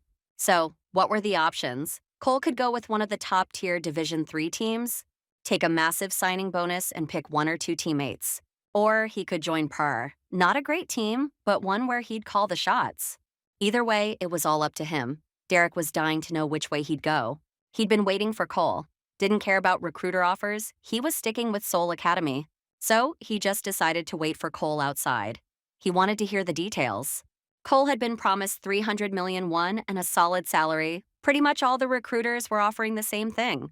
Derek's jaw dropped. Guess he wasn't making that kind of money at his academy, which was weird. It was a prestigious school after all. Their training was on par with the best. Still, Derek had no clue which team Cole was leaning toward. Cole wasn't sure himself. Derek didn't get what there was to think about. He said Cole should accept without hesitation. That's when Cole explained. He wanted to pick his own teammates. His standards were too high. Derek agreed Cole was good, but come on, they were rookies. It was way too soon to be making demands. Maybe, but his expectations were only too high for where he was right now. If he proved his worth, showed them he was exactly what they needed, they wouldn't be able to say no. He agreed with Derek, but that didn't mean he'd accept an offer without adding his own terms. If his rep wasn't big enough yet, he just needed to level up and make a name for himself. Recruiters had hit up Freddie too. They'd made him an offer he probably wouldn't get anywhere else. But he nervously said he was staying with Seoul Academy. They even offered to up his signing bonus if he broke his current contract. Then Emily texted. She knew talking to recruiters was pointless. Better to not even start. Freddie was curious where Cole was heading. Their guy was literally the top sniper in the Korean Hunter League.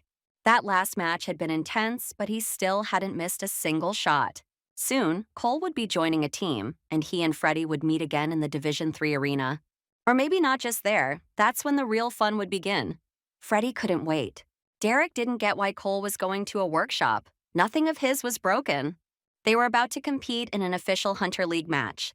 Obviously, he needed to gear up. Derek figured air step and air anchor would be enough.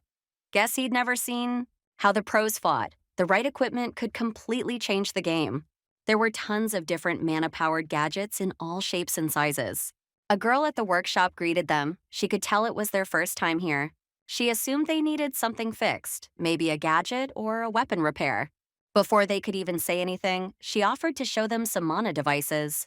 Walking inside, Derek was floored. This place was a hunter's paradise. The girl said she'd explain how to pick the right mana device. That'd be real useful. Cole said some idiot had tagged along with him and clearly had no clue this kind of gear even existed. Right now, there's a crazy variety of inventions like air anchor and air step out there. Mana devices are generally split into 4 categories: offense, defense, and mobility. The 4th category doesn't really exist. It's just for stuff that doesn't fit anywhere else. Those can have all kinds of functions since they're usually custom made. Derek figured they came for something like that, but obviously that kind of gear is hard to get, so they should pick something simpler. Most custom gear is ordered for strategy during matches or fighting specific opponents. The girl showed them a basic device, a stone that forms a mana shield around its user. It's easy to use. Kinda weird Derek's never seen anyone actually use one before. Good catch. The thing is, if the shield breaks, it takes time to recharge. That's why people usually only use it in emergencies. It's mostly long-range fighters who rely on it to escape attacks during matches. When choosing gear, players always focus on a specific goal or strategy. The right equipment can seriously boost your performance in the arena. Cole tested a mana blaster and asked Derek what kind of player he thought it'd be good for. Looks like it needs to be attached to something. Would be sick if long-ranged fighters could use it. Ridiculous. At least with Cole's pistols, that definitely wouldn't work. And bullets are way too small to attach anything to. Wait, hold up. Yeah, bullets won't cut it, but Cole shoots ether, and that can take any shape. Derek showed him a teleportation device called Air Dash. Looked perfect for long-range players. It'd help them keep their distance. Cole grabbed the device and, in a flash, had his gun to Derek's head. Solid choice. This thing lets you switch to close combat in an instant. Derek suggested taking everything, but he forgot mana isn't unlimited. Plus, there's a limit on how many devices you can carry. One air dash was enough for Cole. Right now, sorting out Derek's gear was more important. Dude had no clue what to pick. Too many options. He didn't use ranged weapons, so the mana shield was useless. Mana blaster probably wouldn't help either. An air dash seemed way too tricky to use. Then Cole pulled something else off the shelf. Derek thought he was joking. Everyone gathered at the stadium again. Linda announced the finals were in 6 days. Now it was time to reveal the team rosters and show the arena map. The final match would be set in a dense forest surrounded by massive mountains. They'd be fighting on the battlefield of the gods. This was going to be fun. A world modeled after the tower. Cole had played on this map before, so he knew the terrain and what to expect. Based on past matches, the judges split the players into 2 teams. Blue team, Emily, Sean, and Dustin. Red team, Cole, Freddie, Derek, and Liam. Since the teams were announced early, the judges hoped to see some solid teamwork. A fully coordinated team in just 1 week, Michael said this match was going to be something special. Because an OG hunter, the current chairman of the Hunter Association, would be joining in. Adam Steinberg, he'd be playing the role of a neutral monster. He had high expectations for the players, so he decided to jump in and share some of his wisdom. Adam told them to enjoy the finals. He'd see them in a week. Time for new stars to take the stage. After filming, Cole caught up with the chairman. He handed back a business card, saying he didn't need it. Recruiter Yusuf had suggested meeting the team's owner. Team Prar had been stuck at the bottom of Division 3 for years. Honestly, Cole had never even heard of them. But after meeting the recruiters, he remembered something from his past life. Turns out the owner of the team was none other than Adam. Back then, that news had been a total bombshell. The chairman locked eyes with Cole, dead serious. The media knew a different story. Officially, the team had a fake owner. So how the hell did Cole figure it out? Nothing gets past him. Bold claim. Cole had a talent for seeing right through people. He knew everything about Adam, all his dirty little secrets. So what was the chairman gonna do now? Adam didn't expect the kid to have a skill like that. Clearly, there was no point in hiding the truth anymore. So he introduced himself, Adam Steinberg, owner of Team PR and chairman of the Hunter Association. He thought all his and Yusuf's efforts had gone to waste. But Cole had apparently changed his mind. Gotcha. Cole was down to join the team, but on one condition, Adam had to hand over Purr and let him run it. Later, the chairman told Yusuf everything. Things were definitely getting interesting. But to be real, the guy was worried Cole would just cause problems. Not sure they even needed him that bad. Adam never would have guessed the kid would demand a stake in the team just to join. Okay, sure, Cole was Korea's #1 sniper, so a little ego was expected. But this was pushing it. Yeah, he crushed the entrance trials, but calling him a pro? That's a stretch. Cole was confident they'd win the finals. Actually, more than that, he said he'd take down not just the players, but Adam too. Yusuf was floored by that level of arrogance. Obviously, the chairman wasn't going to go all out. But if Cole really did manage to beat him, then maybe his demands weren't so ridiculous after all. Yusuf seriously doubted that was even possible. But that wasn't the funniest part. Cole had something to say when Adam agreed to the bet. If he won, it wouldn't be the chairman hiring Cole. It'd be Cole hiring him. Yusuf was stunned. Adam thought it was hilarious. Yeah, if that actually happened, the kid wouldn't be wrong. But Adam wasn't about to go down easy. He was curious to see what tricks Cole had up his sleeve. Meanwhile, Cole gathered the team. The guys had no problem making him captain. He expected Freddie to step up, though. What's with that burning stare? The way Freddie was watching him was starting to get on his nerves. Cole suggested they start by discussing strategy. Everyone agreed he and Freddie were the strongest on the team. So that was the foundation of their plan. Like their opponents, to win on this battlefield of the gods, they needed to power up first, then focus on team fights. That's what they'd build their strategy around. But now there was a new variable, the chairman himself. Some of them, including Cole, would need to take a slightly different approach. At first, everyone except Cole, Freddie, and Derek would farm items and hunt monsters to power up. Meanwhile, the 3 of them would head straight for the neutral monsters territory as soon as the game started. First priority, finding Chairman Adam. Yeah, Cole planned to take him down. The guys were stunned. Liam said he'd lost his damn mind. How were the 3 of them supposed to beat the chairman? Sure, Adam promised not to go all out, but still. Liam remembered how Cole had killed it in elimination and handled the survival game like a pro. But did he really think he was Korea's best hunter now? Liam doubted he had the guts to pull it off. Seemed like Cole had made plenty of enemies during elimination, but there was no time to dwell on that. They had to move forward. Then Freddie spoke up. Everyone knew how strong the chairman was, Cole included. Obviously, Cole had thought this through. Freddie had no doubt he already had a plan. This guy looked like he wanted to kill Cole half the time, and now he was suddenly defending him? Weird. Of course, Cole wasn't just going to charge in blindly. His plan might sound crazy, but he asked them to hear him out. The judges gathered to give the audience a quick refresher on the finals rules. A standard Hunter League match had 2 teams of 7 players. After that, the map dictated how the game played out. Each game was split into phases. The first was the farming phase. Players gathered items and hunted monsters. Then came the mission phase, where hunters tried to capture the neutral monster or take control of its territory. And finally, the team fight phase. Pretty self-explanatory, 7v7 battle time. Missions changed depending on the map, making it nearly impossible to predict what would happen. But this final was going to be truly special, since Adam Steinberg was joining the game. So, the players knew their objectives. But what was the chairman's role in all this? This time, he'd be playing the neutral monster. Basically, he'd act just like the regular monsters. But let's not forget, Adam was a legit pro and a serious threat to the competitors, which was why the judges had placed some restrictions on him. All his stats would be nerfed by 2 levels. That way, his advantage wouldn't be as overwhelming, since even small differences mattered at this level. Plus, it'd be 14 players versus 1 chairman. Now that was something worth watching. Everyone was hyped for the finals, Linda included. No doubt this was going to be a hell of a match. Michael had been backing Cole every step of the way. Dude was basically his #1 fan at this point. Linda wasn't going to argue with him this time, but Michael had a feeling someone else was going to take the win. He asked what she thought about Adam deciding to claim neutral territory. Linda figured he wanted to face each player one-on-one and decide for himself who deserved to win. Exactly. And if that was the case, then Cole wouldn't get to show off his usual tricks. His strengths were mobility and precision. But against the chairman, those wouldn't help much. Adam was a close-range fighter with heavy attacks and insane tracking skills. Long-range fighters had no shot against him. But Linda reminded everyone, Adam would be nerfed.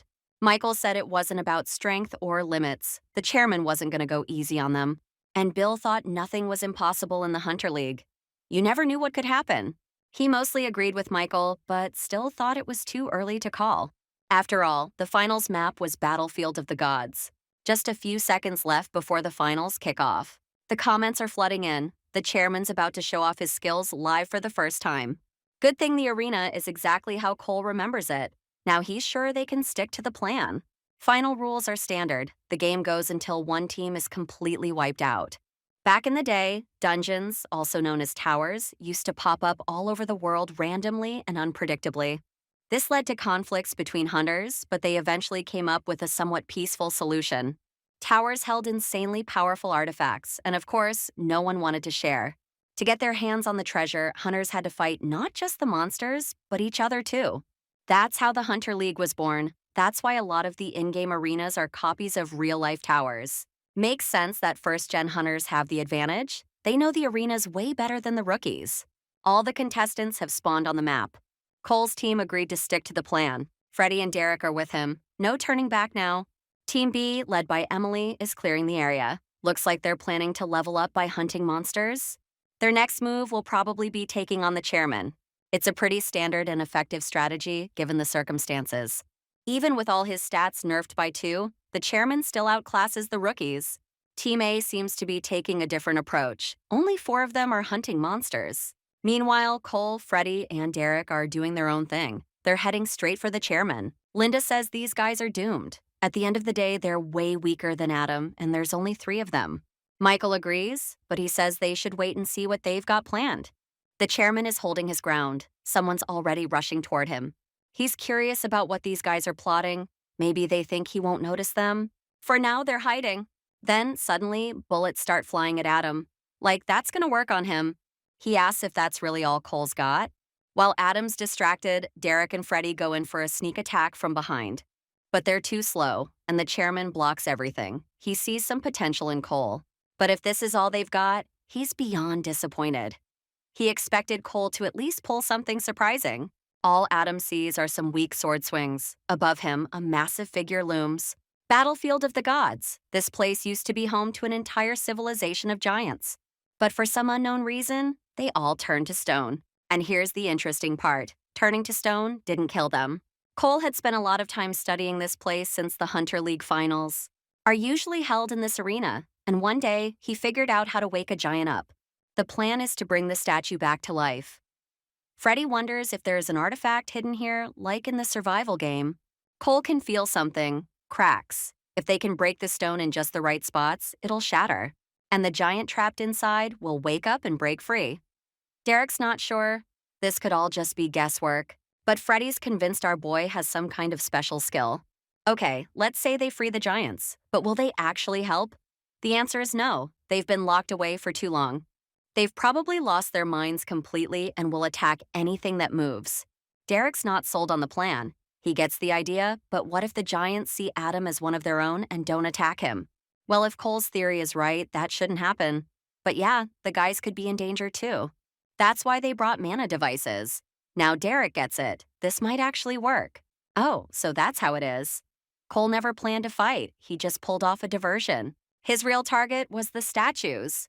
But is that even possible? He somehow knew they'd wake up. Or maybe this was all part of the plan from the start, and Cole awakened them himself. But how?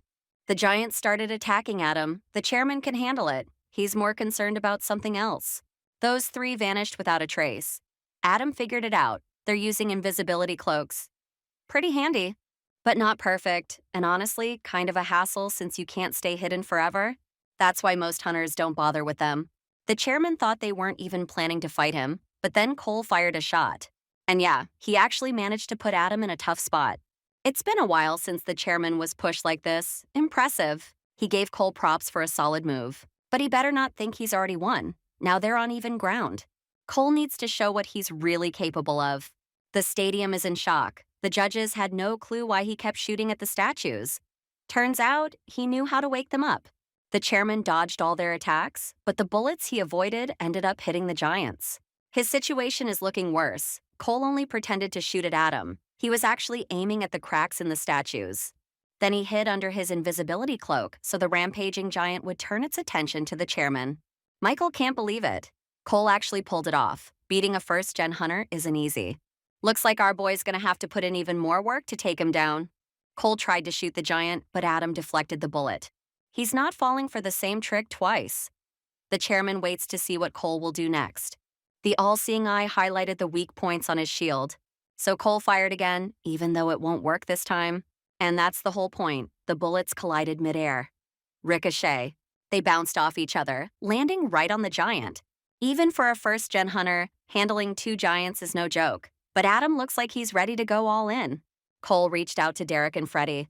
The guys are hiding in the bushes near some monsters. Liam and the others are on their way. They've got a special plan. Liam and his teammates have taken out a ton of monsters. He doesn't know exactly what Cole wants from them, but he's the only one in their squad that Cole fully trusts. Before the finals, Cole gave them clear instructions. First, they needed to kill monsters carefully, with 0 casualties, and gather ascension items. Second, they had to avoid the blue team at all costs. And third, no fighting whatsoever, even if they ran into opponents head-on. Cole even mapped out an escape plan for them. Emily and her team have arrived. They're looking for enemies. Everything's happening just like Cole predicted. Emily swears she's not losing this time. Liam called his teammates, and they started running. Now that Team B is chasing them, they need to keep a certain distance. Liam's not sure they can pull it off, but they can't let Cole down. He told the others to head straight to the designated spot. And when Emily's team caught up, they realized this was the neutral monster zone. She screamed in terror when the giant let out a roar. Liam has no clue what's even happening. Cole said he was going to fight the chairman first. Now everything's going crazy. He told Liam to stall for time. The guy agreed, but not for long. Cole only needs 3 minutes. Liam will see for himself soon enough, but for now, he'll just throw some rocks. Cole told Freddy and Derek they had to move now before they got spotted. On a signal, time to take Emily's team out of the game. Derek and Freddy dropped their cloaks and ambushed Team B one down. Emily told the others to avoid the giants and watch out for flying rocks. The fight's just getting started. They need to focus on the red team. Meanwhile, Emily created a healing sphere. They messed with the wrong one. While she wasn't looking, Cole fired. But Emily's no rookie. Her protective ring deflected the bullet. Did Cole seriously think she wouldn't be prepared? Looks like he underestimated her. All right then, plan B, Cole pulled out a mana detonator. First, he detached a piece. Then came the ether. Cole used it to reshape the detonator. Now the gun is way heavier. But the shot, insanely powerful. Another one down. Even Emily's shield couldn't save her. Liam saw it from afar. Damn, that was sick. Cole can't believe it actually worked. Thanks to the protective sanctuary, Emily's wounds are healing fast. But she's still at serious risk of getting eliminated. In the Hunter League, there are 2 ways to ascend. The first is pretty straightforward. Just kill monsters that spawn in the dungeon. But there's another option. Take out your opponents. Emily's out. Looks like her team is about to drop too. Oh, and Adam? Seems like he's done as well. That was incredible. It's been a long time since he's fought at full power. And now he wants to pick up where they left off. He's really curious to hear what Cole has to say. Cole doesn't think there's anything to talk about. The chairman told him not to hide from him. For what it's worth, Adam's genuinely impressed with Cole's strategy. The current generation only relies on brute force. But back in the day, hunters also had to defend towers, so strategy was a necessity. A well-thought-out plan was the key to success, and at that moment, Adam hurled his axe at Cole. Crazy, he pinpointed his location just from his voice. Cole escaped with an air anchor. That fight with the giants must have worn him down. Now the guys might actually take the chairman down. But when Derek lunged at him, Adam took him out with a single swing of his axe, while dodging bullets at the same time. Well, no surprise that an elite hunter is stronger than 3rd division players.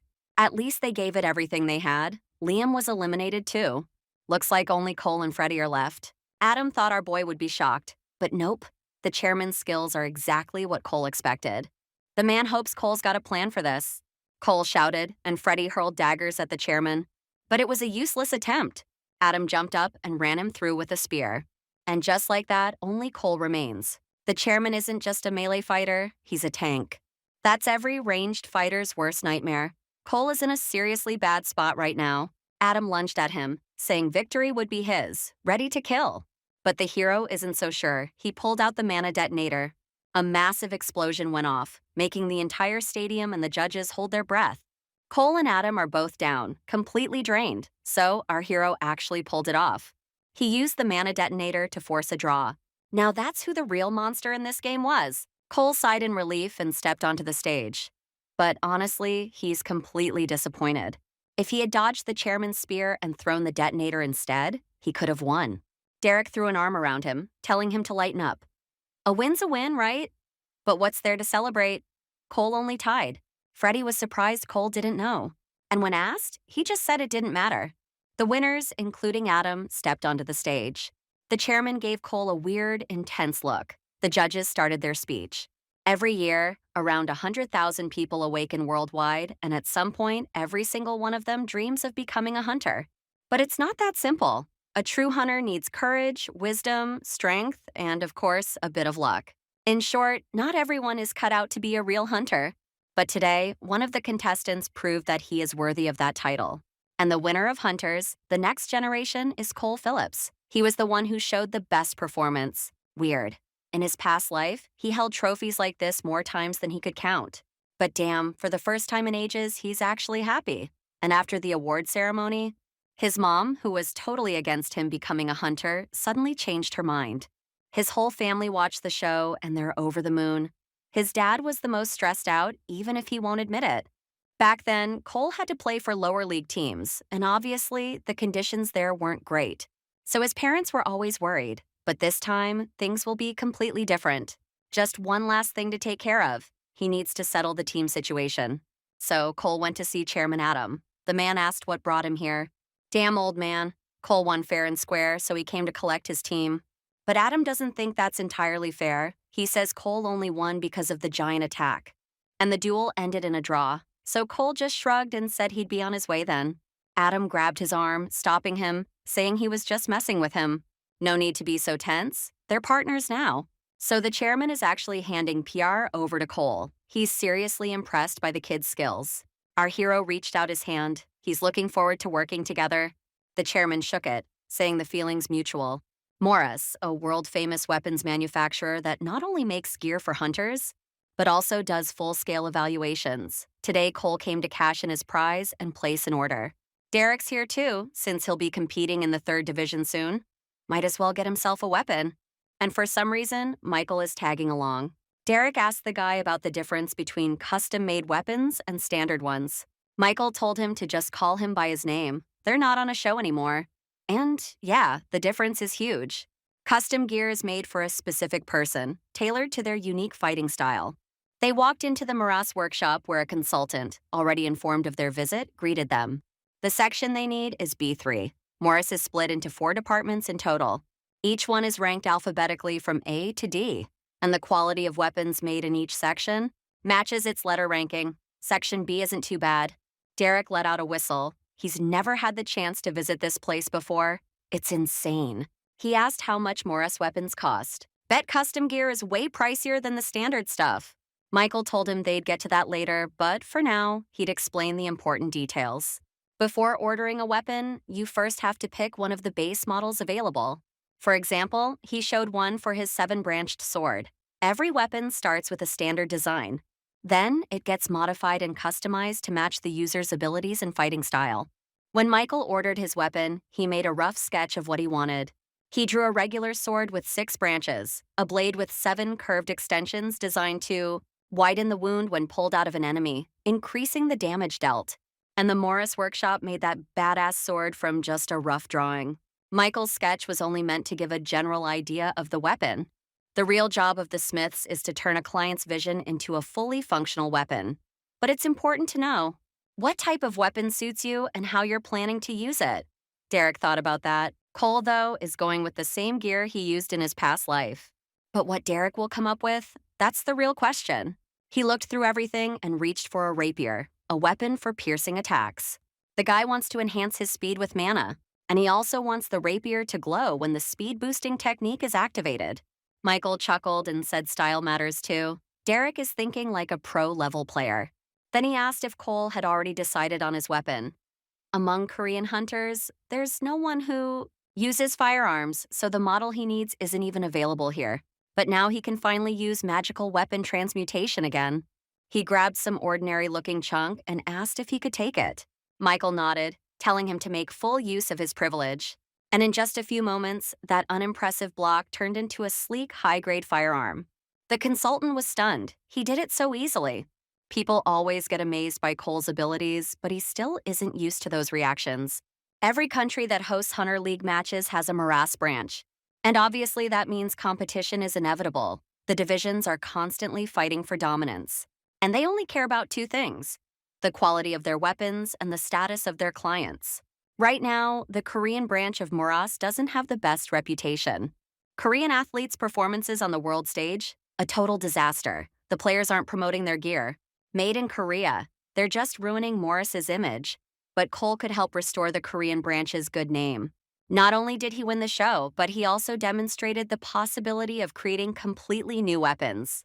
Chloe Parker, the head of the Seoul branch of Moras, won't let this opportunity slip. She thanked Cole for his time and suggested getting straight to business. First, Chloe asked if he was good with B-rank gear. Well, that's the prize the show organizers prepared, so it's not like he really has a choice. Chloe said that if all he needed to create a weapon was a mana ingot, then they could provide him with something truly special. She pulled out a case and opened it. Chloe had a proposition. They could make a deal for a permanent lease. Cole would be free to use a mana ingot provided by their branch to craft his own weapon. And in return, she asked for cooperation and occasional assistance in developing new gear using his ability. A pretty simple and solid offer. Sounds great and all. But what's Morris gonna do when everyone finds out Cole makes his own weapons? He figured out her plan. If the hero uses the mana ingot they provided to craft his weapon, then they'll convince the public that the branch's masters have learned to process top-tier mana ingots. After that, Chloe will ask him to make more gear, and the branch will end up with a whole collection of high-class weapons. Chloe completely forgot to mention that they'd have to ask Cole to sign an NDA.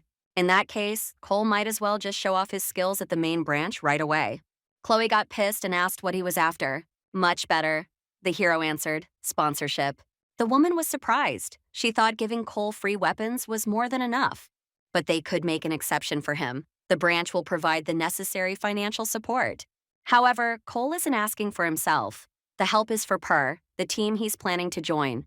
So he's demanding they sponsor a Division 3 team that's been flopping every season. Chloe asked why Per. If he looked at another team, they'd be happy to fund them. But Cole said he already signed a contract with them. Chloe froze. She said they'd rather sponsor someone who would promote their brand and boost the company's image, and PR won't do that. Cole gets it, but he thinks the deal is fair enough. After all, he'll be helping craft weapons exclusively for Morris's Korean branch. All right then, their representative will get in touch with PER's management soon. That's when they'll go over all the details. Chloe and Cole shook hands. The hero arrived at the stadium. Yeah, this was about the crowd he expected at a Division 3 league match. Per vs. ESP, the bottom-ranked team against the 9th place, definitely doable. Yeah, things have been rough for the PER guys lately, but they still have a chance to bounce back. This time, the team can totally take their opponents. Matches for Division 2 and 3 players take place in virtual reality. Meanwhile, top league competitions are held in real dungeon zones. That's why the risk of getting injured on the field goes way up. But Division 2 and 3 hunters don't have anything to worry about, so what are they so scared of? Cole's in shock. This isn't even a fight. He came here hoping to spot some hidden talent in this team.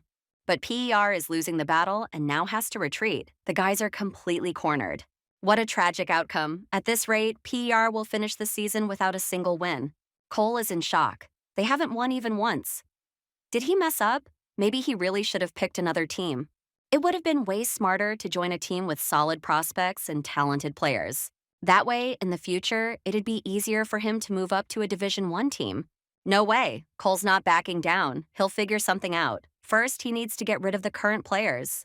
He's gonna boot out as many as he can. The hero just hopes they have at least one decent hunter.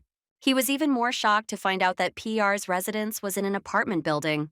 Though, thinking about it, his first team didn't have any sponsors either. So they lived in a regular house too. All right, maybe it's not as bad as it looks. Stepping inside, Cole heard yelling. The guys were arguing over their loss. They were blaming each other for being cowards while Yusuf tried to calm them down. The coach was asking them to keep a cool head and talk it out. No wonder the team's atmosphere is so tense. They've been playing like crap. Yusuf saw Cole and introduced him to the guys as the new team member, the winner of the show. The hero said he saw their game. Gotta say, he was just blown away by how utterly useless they were on the field. One of the guys got pissed, asking who the hell Cole thought he was and what gave him the right to trash talk pro players. Since the hero hurt his delicate feelings, Cole suggested a duel. If he loses, he'll leave the team, but if he wins, this guy has to go. Cole just walked in and already stirred things up, but only 3 took the bait. The rest didn't have the guts. Everyone gathered in the battle room. Well, looks like they're on the same page. The hero just hopes they won't turn off the sensors and claim they'll beat him up. Cole suggested cranking them up to the max. That guy Scott told the hero not to worry and to get ready, or he's done for. This is the same Scott who rushed in alone and died in the match. His skill is Destructive Rush, which lets him charge forward, sending out a destructive wave. Scott's stats are lower than those who are on the show. He's clearly been slacking off in training. His skill is solid. He just doesn't know how to use it. It's actually funny to think these guys are pros. So, Cole and the 3 guys entered the virtual battlefield.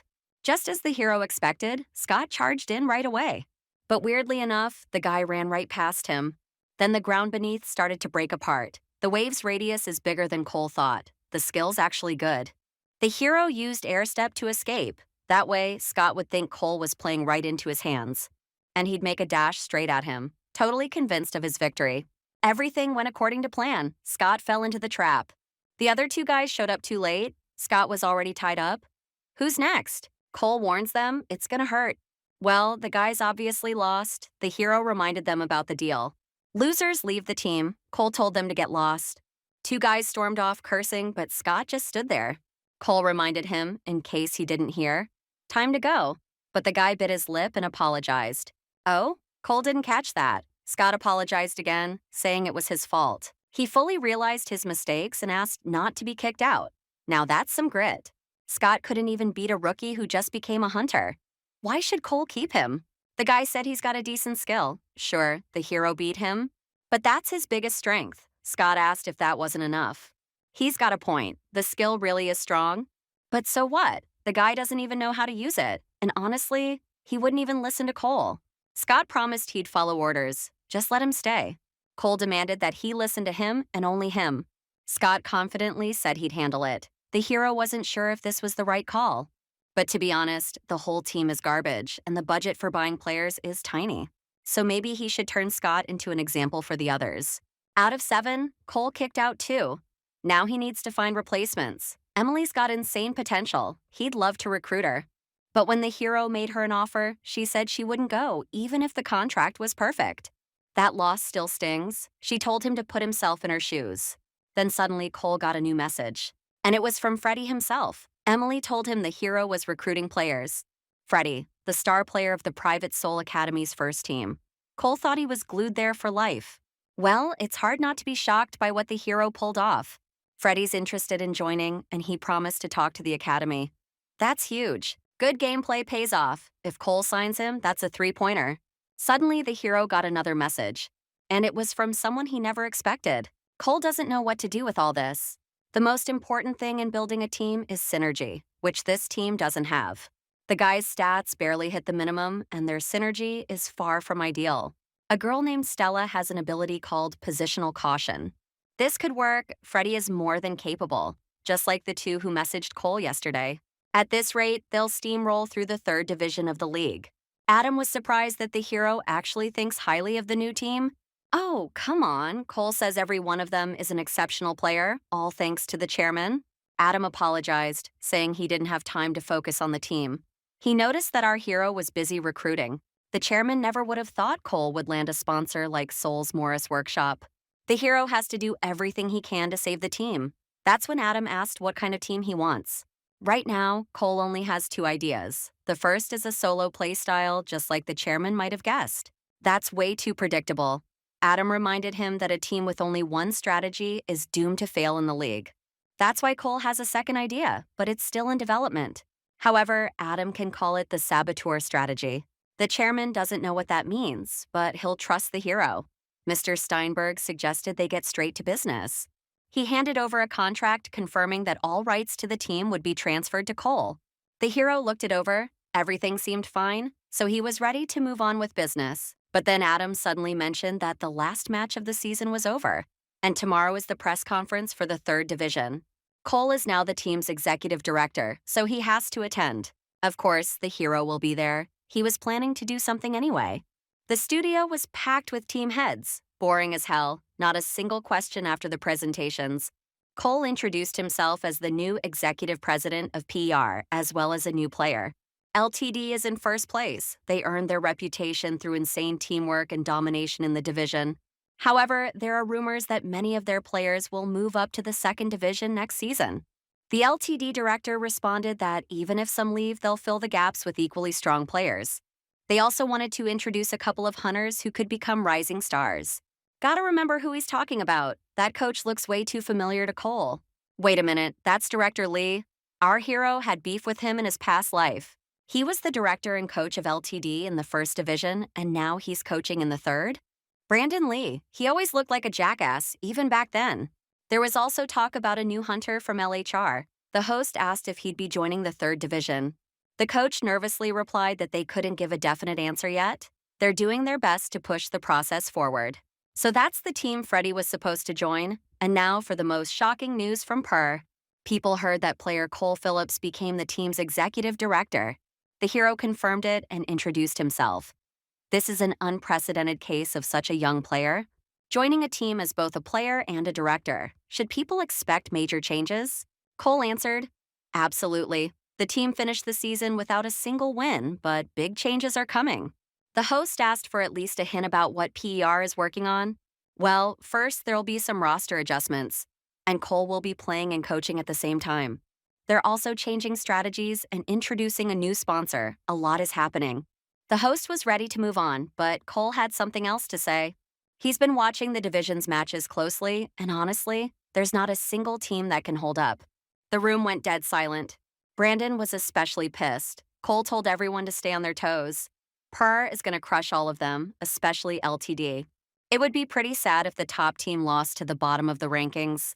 All right, this should do it. Cole definitely stirred up some hype, and not just at the conference. The guys arrived at PER's headquarters. They haven't seen each other since the show. Derek was surprised. It's just a regular house. Cole said that's normal for small teams. Honestly, our hero was hoping Derek would reach out to him. But he never thought Sean would too. Not that there's any point arguing about it. Cole admitted the team is full of rookies, but it's worse than Freddie imagined. Sean cut straight to the point. The only reason he agreed was because the hero promised to boost his rank so he could switch teams in the future. Cole told him to chill. He wouldn't have invited them without a plan. Yeah, the team didn't win a single match last season. But that's not the real problem. With these guys, the roster's already halfway complete. So buckle up, we're taking off. The guys really hope they didn't come here for nothing and that Cole has some ace up his sleeve. Joseph Waltz, the manager of Team ESP, was deep in thought. It's not that his players lacked skill. It's just like they forgot how to win. Joseph was wondering how to fix that. Suddenly, a scrim request came in from PR. Scrims are training battles where the score is based on kills, not objectives. His colleagues were saying it's the end of the season and ESP's players should rest. Nothing bad would happen if they refused. But Joseph figured the only way to get back into a winning rhythm was to start winning again. So he called Coach Kim and told him to accept. He figured it would be interesting. ESP's players didn't understand why they were scrimming. There usually aren't any after the season ends. But they'd heard how the PER manager just debuted and already trashed the entire league. Said he'd overthrow LTD, but in reality, he won't even be able to beat them. The guys were ready to show Per what's up.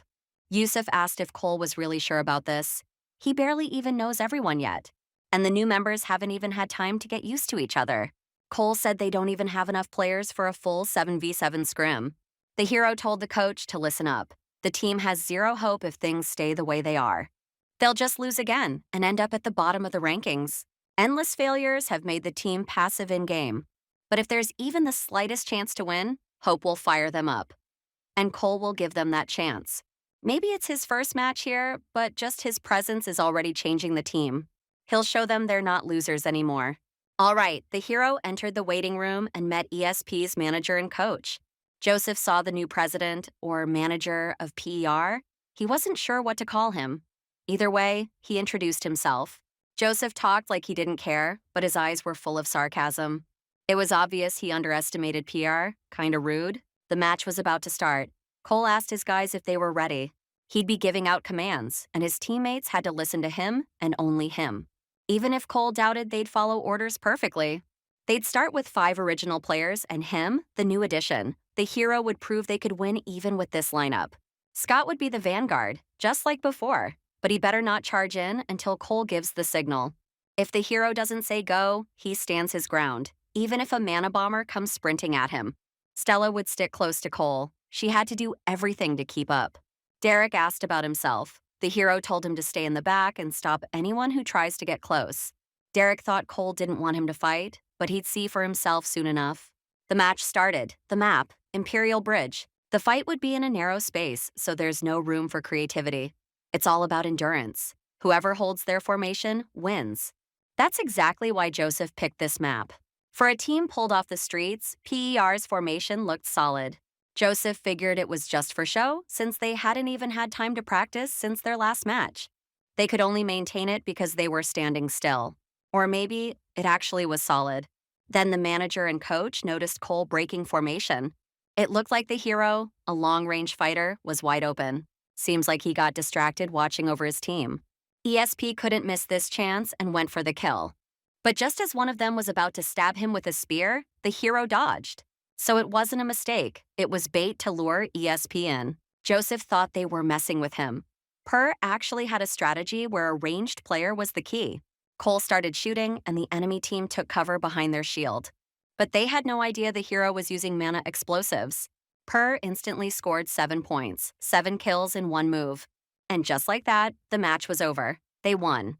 Joseph was wondering why Cole exposed himself. It actually worked. The manager admitted that PER played incredibly.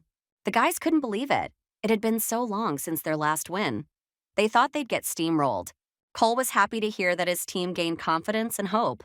But then Scott came up to him and asked how Cole led them to victory. What's the most important thing in formation battles? The guy knows, holding your formation, obviously. Then Cole asked how he plans to break the other team's formation. Scott hesitated. Cole answered, "You either make them fall apart or overpower them. Simple as that." It sounds so obvious when Cole says it, but for some reason, Scott never thought about it. What Cole did earlier, he made the enemies engage and then struck while they were repositioning.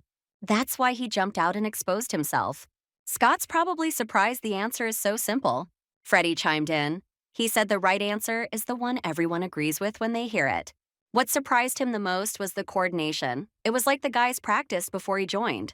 But they hadn't. It's just because Cole picked the simplest formation. So it's just part of his plan. Freddie suggested they keep using this strategy. With Derek and Sean, the team will be even stronger, so the third division should be a cakewalk. That would be ideal, but even if it's just the third division, it won't be easy. Cole replied that, unfortunately, they can't. Sure, ESP won a lot before, but now they're just a ninth place team.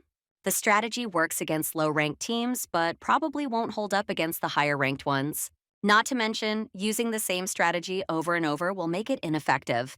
Then Sean asked what they were going to do about it. He only joined because he trusted Cole. They'd better have a plan. That's true. Unlike the others, Sean only joined because Cole promised him that he'd be able to transfer to another team with a better contract or prospects later on. Cole said they still need some setups for matches. Sean said they barely have any players with strong skills. So what setups can they even use? And to that, Cole assured him that skills aren't everything they can use. He pulled out a mana bomb. They'll use this. The guys will remember Cole's words when their team becomes mana bombing experts. Cole wants Freddie to train using multiple swords at the same time. Freddie's shocked. Then Cole asked if he didn't like the training plan. Freddie said if he's controlling multiple swords at once, he won't be able to use them as precisely. He's right. To effectively pressure an enemy using telekinesis, multiple swords aren't ideal because they split focus. But Cole knows that in a past life, Freddie could use at least 7 swords at once, and at a high fencing level, 3 at once. If Cole wants to level him up fast, he can't let him go unsupervised. It's not completely pointless, but if Freddie doesn't want to, they don't have to. The guy only joined because he respected Cole. That seems to have hit the mark. Freddie sighed. Either way, he knew it'd happen sooner or later. He asked how many swords they were talking about. Cole smiled and held up 7. That'll do. Next is Sean. Cole wants him to practice throwing things with accuracy. The more accurate, the better. But Sean doesn't quite get it. Using his gravity skill like that won't be powerful in attacks. He asked Cole to at least tell him what he's planning so he can decide if he even wants to bother. Fine, maybe Cole should tell him. The team's gonna stack bombs using Sean's skill. Mana bombs, specifically. That's Cole's plan. First, he'll plant bombs on Freddie's sword, then using Sean's ability, he'll drop bombs off the sword mid-flight. Sean and Freddie together will be the artillery. This is the new strategy Cole was talking about. It's their way to win. Cole calls it the Grenadier tactic. In this strategy, Freddie will control multiple swords, each carrying parts of a mana bomb. Using Sean's gravity, the team will precisely drop the bombs on their opponents. However, they need one more piece of the puzzle for it all to work. Without knowing the enemy's positioning, they won't be able to deal significant damage. That's where Stella comes in with her ability to pinpoint the enemy's exact location. She'll need to use her skill to relay information to her teammates. Cole placed his hand on hers and said she's the key to making the strategy work. If she doesn't help, the others won't be able to use the bombs. Cole asked if he could count on her. She turned away and said fine. She also blushed. What is she thinking? Team Purr was invited to a photo shoot for the season opener. Cole had already acted too bold and hostile at the conference, so he'll hold back now. Suddenly, he heard comments from another team's coach. The man said Cole needed age and experience. But he's just another kid. Team Purr looks like a flimsy house of cards right now. The host thought Purr might have something to say too. They didn't win a single match last season. So maybe they'll change tactics. Suddenly, Cole stepped in. He admitted he's pretty young. But he told Mr. Yu that if PR wins, the only thing the man will have left is his age. The host said intense competition between teams is what makes for great viewing. Mr. Yu's too chatty for someone on an 8th place team, just barely above par. Cole will show him what they're made of in the first match. Freddie asked if Cole was sure, but strategies aren't meant to be kept to themselves. Even if they show theirs, no one will be able to counter it. Freddie seems to think they can easily beat the 8th place team no matter what. According to the plan, most of the challenges will fall on Cole. But that's not what the team needs right now. Freddie's the key to the strategy, and Cole asked him not to forget that. The guy promised to do his best. All right, time to start. The two teams gathered at the stadium. Per will show what they can do. The lower-ranked team picks the arena. Per is at the bottom of the list, so they get to choose. They picked the simplest arena, the city. Cole told Sean, Freddie, and Stella to stick to the strategy once they reach their positions. The rest should try to take out as many opponents as possible or focus on survival. Stella was on the 23rd floor of a high-rise on the eastern edge of the map. She waited in the leftmost office. She activated her skill and called out the coordinates of the enemy positions. On arenas like this, her ability shines the most. Cole sprinted to his new position. Sean and Freddie had already arrived. Now they'll start bombing the arena and blowing up buildings. Cole will shoot anyone who runs out. If someone slips away, the others will confront them head-on. Everyone's ready. One word from Cole and they'll drop the charge. Perfect. Cole also set up on a high-rise with a rifle. They're starting. Freddie's daggers flew, dropping pieces of mana bombs. Mr. Yu told his team to be extra cautious this match. Even though Cole's small fry, it's better to stay alert. Team leader Mark doubted they'd need a special tactic against a rookie team. They'll just do what they can. Once PR shows themselves, he'll use his destructive shift. Before they have time to react, Mark can't wait to take everyone out in one blow. But the daggers had already hit their ambush spot and the ceiling began shaking. Mark told everyone to raise their shields overhead. Last time, Cole brought down the building. Mark knew it'd be something like that again. It looks like our hero used ether rounds again. If so, Mark figured Cole had already burned through most of his mana, but then he saw 3 more daggers through the window. The team panicked. They were being attacked with telekinesis. Mark didn't expect Per to start from a distance. He ordered the team to raise their swords and began deflecting Freddie's daggers himself. But it was useless. The mana bomb scattered through the building, causing a powerful explosion. Meanwhile, Cole aimed from afar at someone running out. Looks like he won't even have to go inside. The enemies realized they couldn't handle close combat against the swords, so they opted for ranged attacks. But Freddie's controlling the swords, so they won't stand a chance either. Game over. Per scored 7 points and won the match. First Division, Team LTD. Manager Christopher didn't expect to see that in a 3rd Division match. Cole stirred up some serious trouble. Even Brandon admitted that kid's not just good at talking.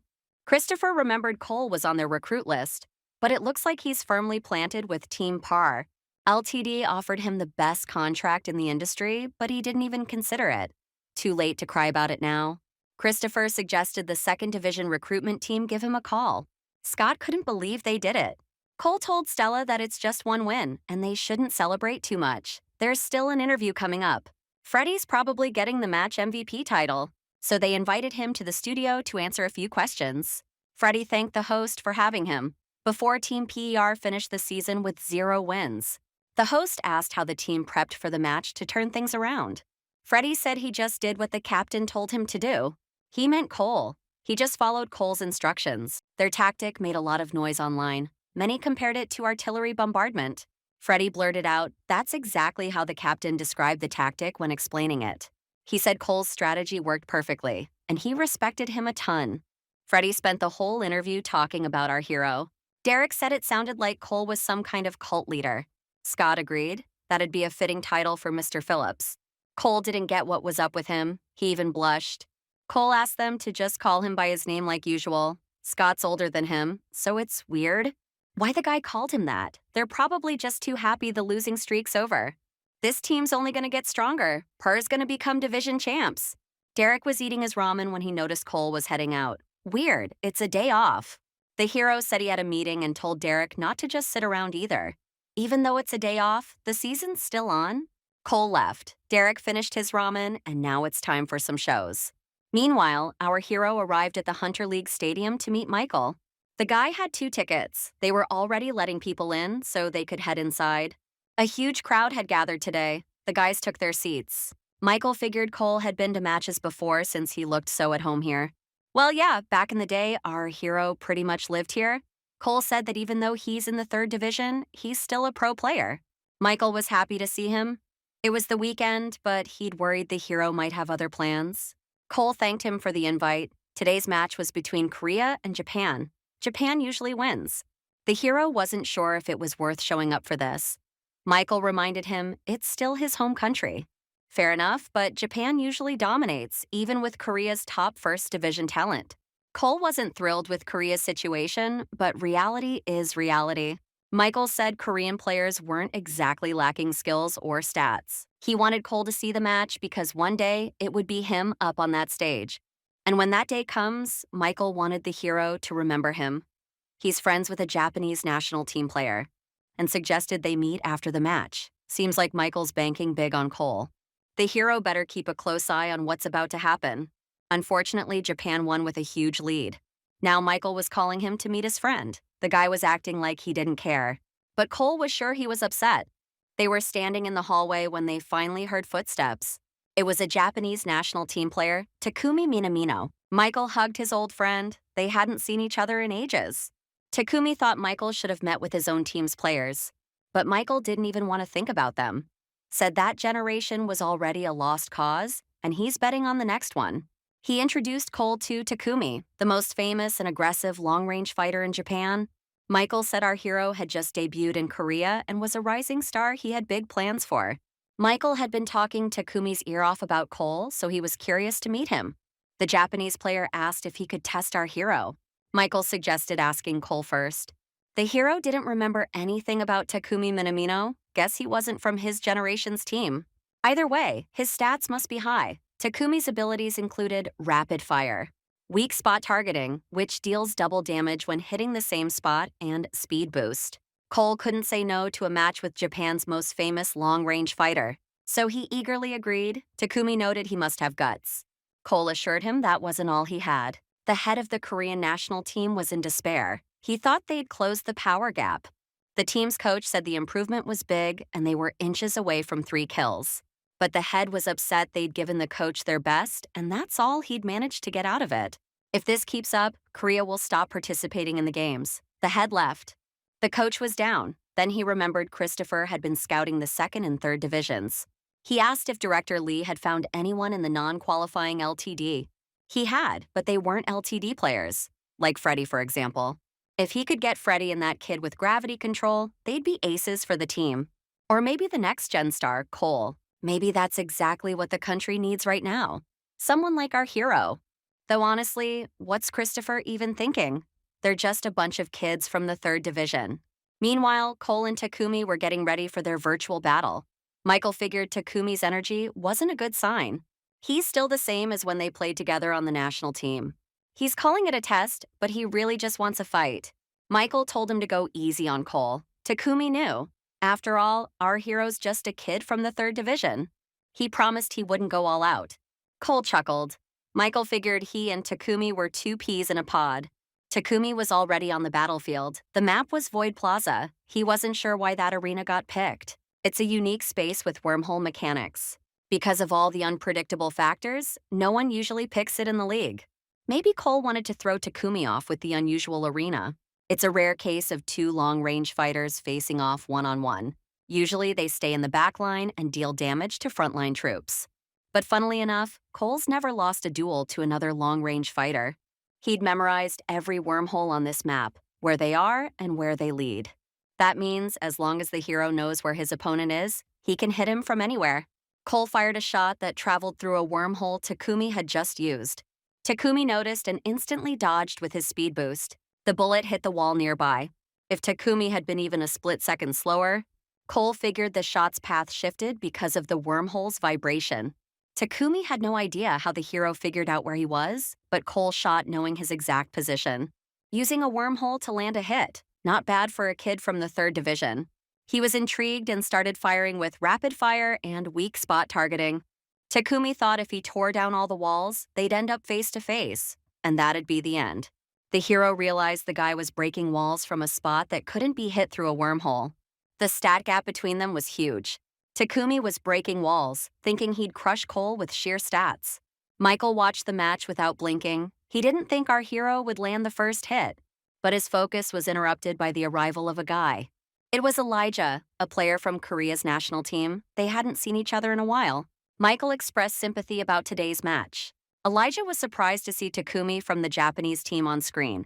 He asked who his opponent was. Michael said it was a rising star he had his eye on, and he was holding up better than expected. Elijah was shocked. He would have heard of our hero if Michael had been mentoring him. But he was even more stunned to hear the kid was a rookie who just debuted in the third division.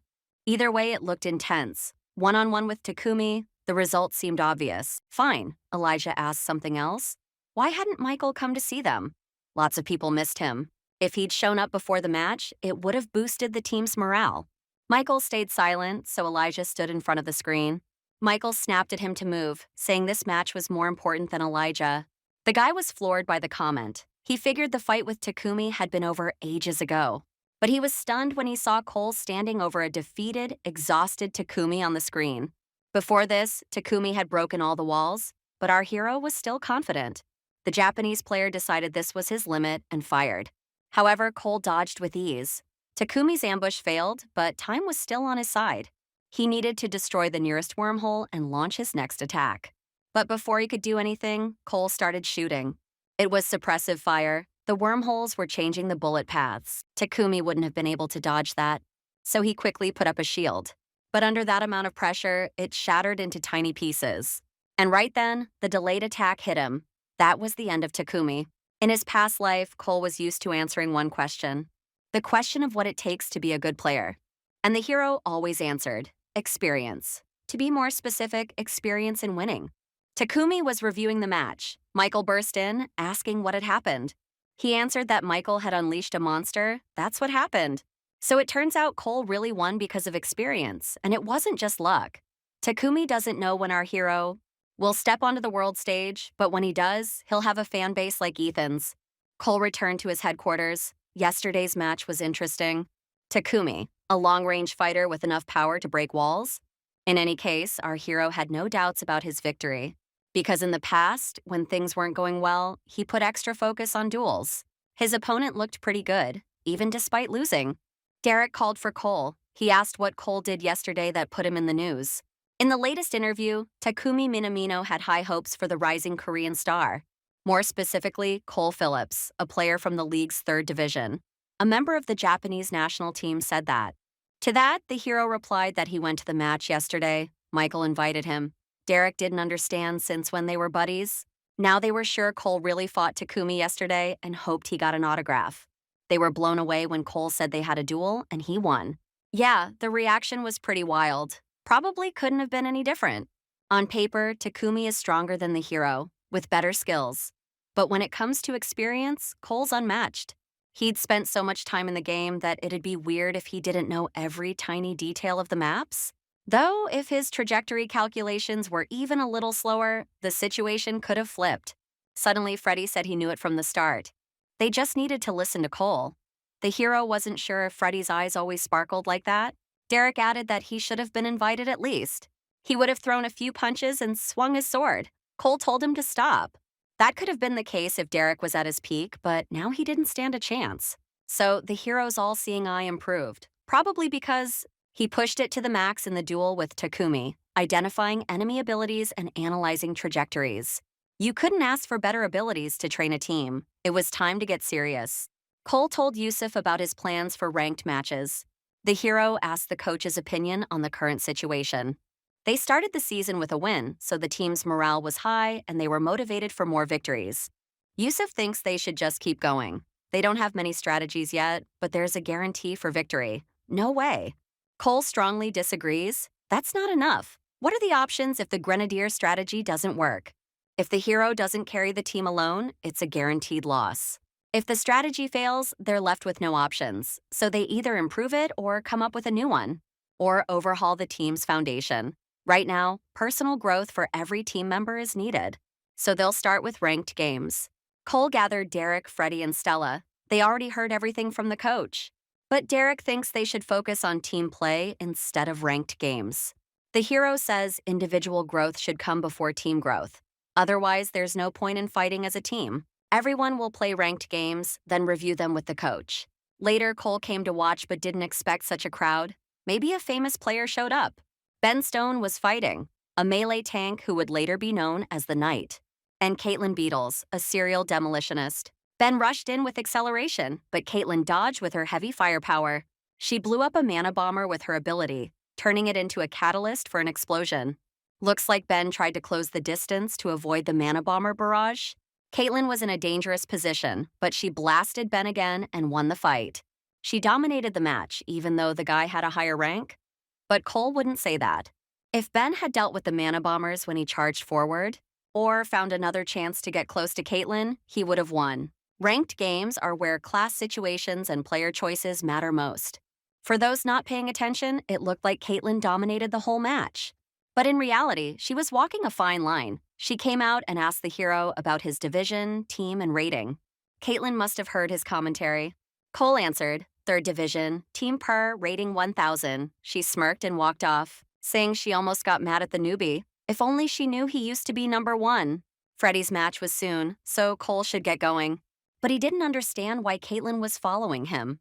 A lot of hunters have screws loose, but she seems to have some special ones. Stella was already in a match. As Cole thought, duels were tough for her. In the Hunter Union's training center, players from all divisions compete. And she's one of the weakest. She was shocked to see Cole watching. He said she didn't have much experience with archery. Stella has a few skills: positional caution, rapid fire to increase shooting speed, and, as a potential skill, binding, which temporarily immobilizes a living target in place. The hero didn't expect it, and the skill even has an A+ rank. If she were a regular long-range fighter, he would have taught her to charge arrows with mana, or recognize escape routes. But because of her skills, that's impossible. Cole thinks she should rely on her ability more than her bow. Be a support standing behind her teammates, not someone on the front line. But Stella doesn't think she can do much with just one skill. Right now, sure. But when binding evolves, she'll be able to stop enemies even out of sight. All that's left is to unlock that ability. No rush. Cole put a hand on her shoulder and said, "She's already a great addition to the team, a radar pointing the way, allowing for critical interceptions. But of course, that doesn't mean no more training." Stella blushed again. Cole sent her to the training field. She's got a 5-minute survival task waiting for her. Stella knows he's watching and asks what he wants. Not that she can hear his answer right now. A bunch of scorpions attacked her. The Association Center's capabilities aren't limited to just a regular arena or a standard gym. There's also a special training zone here, a dungeon designed for leveling up scouting skills, made specifically for scouts. There's no better place for Stella to unlock her potential. Cole wants her training all day. Meanwhile, Caitlyn kept following him around. Hunters are a weird bunch. Scott lost his match, and he got upset when he realized the coach and Cole saw the whole thing. Cole told him not to stress. He thinks Scott's got the most potential. Scott's got a strong ability and some serious physical attributes. His only problem is that he doesn't understand when to use his skills. Plus, he lacks finesse. Cole wants him to focus on learning and watch replays of players with a style like his. For example, Ben, a tank with 4,813 points, and to make sure Scott actually learned something, Cole expects him to send analytical reports on every match. Freddie and Sean's ratings are pretty high, and Derek's too, to be fair. Seems like Derek wants to climb higher since he asked for some special tactics. Cole thought he could use his glowing weapon effect. Just need to figure out how to make it work. That girl finally left. No idea why she was even following him. Weirdly enough, Caitlyn was in a good mood today. She managed to beat Ben, a tough opponent in this kind of match. Plus, she ran into Cole, a 3rd division player who beat Tkumi. She followed him around, hoping to see him in action. But Cole was just training his team. Boring. And honestly, Caitlyn thinks his team sucks. Looks like she's got nothing to worry about. Cole and his team ran their Grenadier tactic again. Wonder if there's a team out there that can counter it. After the match, Stella kept training, and Cole was watching closely. Since the season started, the team's been on a winning streak, but no guarantees that'll last. Their next opponent? LTD, the first tough team they'll face. Suddenly, Yusuf told Cole they should focus on training for this match. He doesn't get why Cole's making Stella do all this. Cole gave her the task of catching a monster or minion alive, hoping it'd trigger her ability. But he can't just say that to Yusuf. So he told him Stella needs to improve her survival skills. Mobility is key for that. But even more important is improving her understanding of how the enemy thinks during an attack. Cole's training her to think like an attacker, helping her identify perfect ambush spots and strategies for eliminating opponents. Looks like Yusuf actually bought it. Meanwhile, a monster broke through Stella's trap. Finally, in that stressful situation, her binding skill kicked in. She collapsed to the ground, confused about what just happened. Cole waited for it. Looks like their match with LTD is in the bag. Per and LTD managers are at a press conference for interviews. PR stormed through the season. With their new strategy, the host asked Brandon if his team's ready to counter it. He confidently confirmed. People might think it was reckless to reveal this. But honestly, Brandon doubts Per's team could do anything anyway. LTD's getting a new player in the next match. Interesting since they rarely change their roster. Fans can't wait to find out who the new member is. That's it for the press conference. See you on stage. Cole's trying to figure out who LTD's new member is. Unfortunately, he doesn't remember anyone from their roster before this. Derek walked over, thinking Cole was watching a leaked video of the new player. Cole told him to knock it off. LTD's not dumb enough to let their trump card get leaked? But Derek was serious and pointed at the screen. It's Levi Stark. Cole didn't expect to see him this early. In his past life, when Cole was an LTD, Levi was the first one who joined after him. If you had to describe him in one sentence, he's a support who outclasses ranged fighters. His ability, an S+ rank skill. He can single-handedly wreck any strategy. The match has already started. Cole told his guys they're using the Grenadier tactic. He said to throw the bombs as soon as 3 or more enemies gather. They need to take out as many opponents as possible before they regroup. Once the mana bombs run out, Freddie and Sean should join the main squad. Stella asked what she should do. Cole told her just to wait. The team regrouped, and she reported the enemies were gathering in a building on the south side of the arena. She thinks they should blow it up, could potentially wipe out everyone at once. But Cole said to attack before they all group up. So Freddie immediately got the coordinates and launched his knives with bombs attached. They landed and killed 2 enemy players running to their teammates. The rest of the enemies are in the south building. Cole's team is together. Looks like they're gonna steamroll them. LTD's got nothing special. Freddie said the enemies are grouped, so he doesn't think 1 mana bomber will be enough. Time to play their trump card. Cole told them to drop the bombs. The assault squad will go in before the dust clears. Cole knows Levi's ability and how he could counter their plan. But the team needs to see it for themselves. They need to understand every strategy has a limited number of uses. Freddie launched his knives, but the bombs just exploded midair. Yep, that was Levi, just as Cole expected. Adam's deep in thought right now. Levi was just a normal kid who lived with his parents in the tower's safe zone. At least until monsters tore through their lives. The chairman took him in years ago. Back then, Levi kept screaming that he wanted to get revenge on the monsters. He threw himself into training to achieve that goal. But before he was ready, the last dungeon with monsters was cleared. Without a reason for his anger, Levi spiraled into depression and left Adam. The chairman still couldn't figure out where he disappeared. He would never have thought he'd join LTD. Of all people, he will be playing against Cole. This fight is more interesting to Adam than to anyone else. It's quite important to him. Derek was worried about the explosion, but the hero reassured him. He said not to panic over every little thing. The guys have already taken out 2 with the mana bombers, now it's 5 against 7. Per has the advantage, so they're sticking to the plan. Cole told Sean and Freddie to join him, and Stella to wait. The guys burst into the building where the opposing team was hiding. Cole doesn't want this to turn into a direct confrontation. Freddie started the attack first, surprisingly tactical for a 3rd division team. Levi realized that Sean and Freddie wanted to corner him. Not good. He won't last against that many people. Levi was jumping on air step platforms, and Freddie was trying to hit him. But then Levi activated his pulse, knocking everyone around off their feet. The guys couldn't stay on their feet. Objects were falling. Levi admits that PR is pretty good. But compared to Adam, they are nothing. The outcome was expected. After all, the Grenadier strategy was all they had. Meanwhile, Derek pounced on one of the enemies. However, while he was distracted, another guy immobilized him.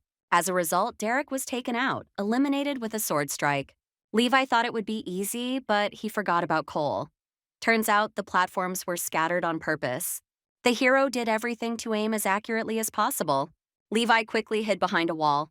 He thought Cole was just as good as him, if not better. The guy with the sword tried to knock the gun out of the hero's hands, but it was all useless. Thus, out of 4, only 3 remained.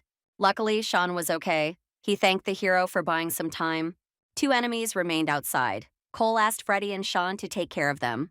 And our hero will face Levi head-on. It's time to end this fight. The commentator says that entering enemy territory seemed deadly dangerous, but Cole's skill proved otherwise. Our hero had already impressed the crowd in scrims, training games, and real matches. But he demonstrated such overwhelming strength in a direct duel for the first time. However, his opponent cannot be underestimated. It's hard to say who is stronger between the two.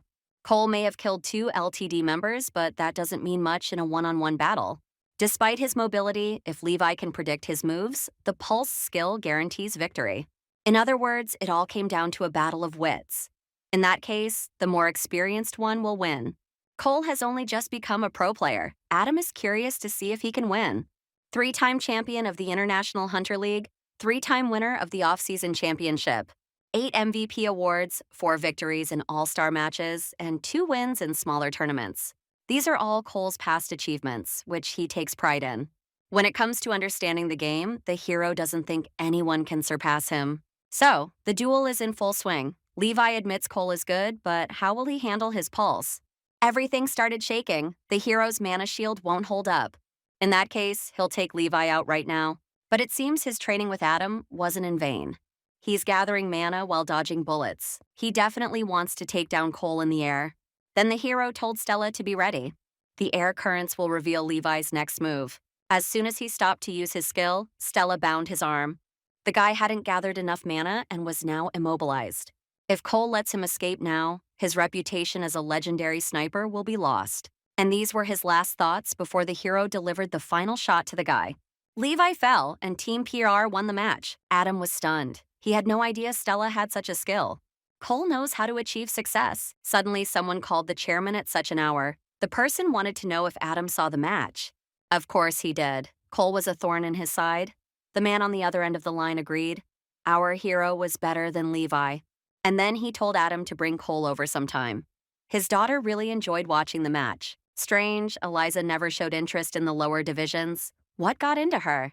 In the locker room, Freddie was passionately typing the story of how Cole heroically defeated LTD's team. He came up and hit the guy on the head, asking what he was doing. Judging by the silence, Freddie will likely continue writing as soon as Cole turns away. The hero was chosen as the most valuable player of the match and was told to get ready for an interview. The host says it was a truly phenomenal match and asks if Cole expected this victory. The answer is, of course. The public seems to have forgotten what he said at the beginning of the season. The hero claimed that no team would stand, and it would be humiliating for the top teams to lose. The host remembered. That press conference caused quite a stir. Now they're going to look at the best moment of the match and discuss it. The highlight, according to the audience, was when Levi was bound and Cole shot him. The hero was asked to share what he was thinking at that moment and whether he had planned the duel. Should he tell the truth or brag a little? It would be more fun if Cole teased his opponent. Levi is probably upset right now. In his past life, things were tense after every win. So Cole said he's always ready for the possibility of a duel, so nothing was unexpected. But he has to admit that the opposing team's headliner, he thinks his name was Larry. The host panicked and quietly corrected him, saying the guy's name was Levi. So Cole thinks Lovey is mediocre. He easily fell right into the trap. But it's not his failure. Cole is just too good. The guy is furious. Now Levi will form his first impression of our hero. Maybe he went too far. And that's great, because that's how an interview should be.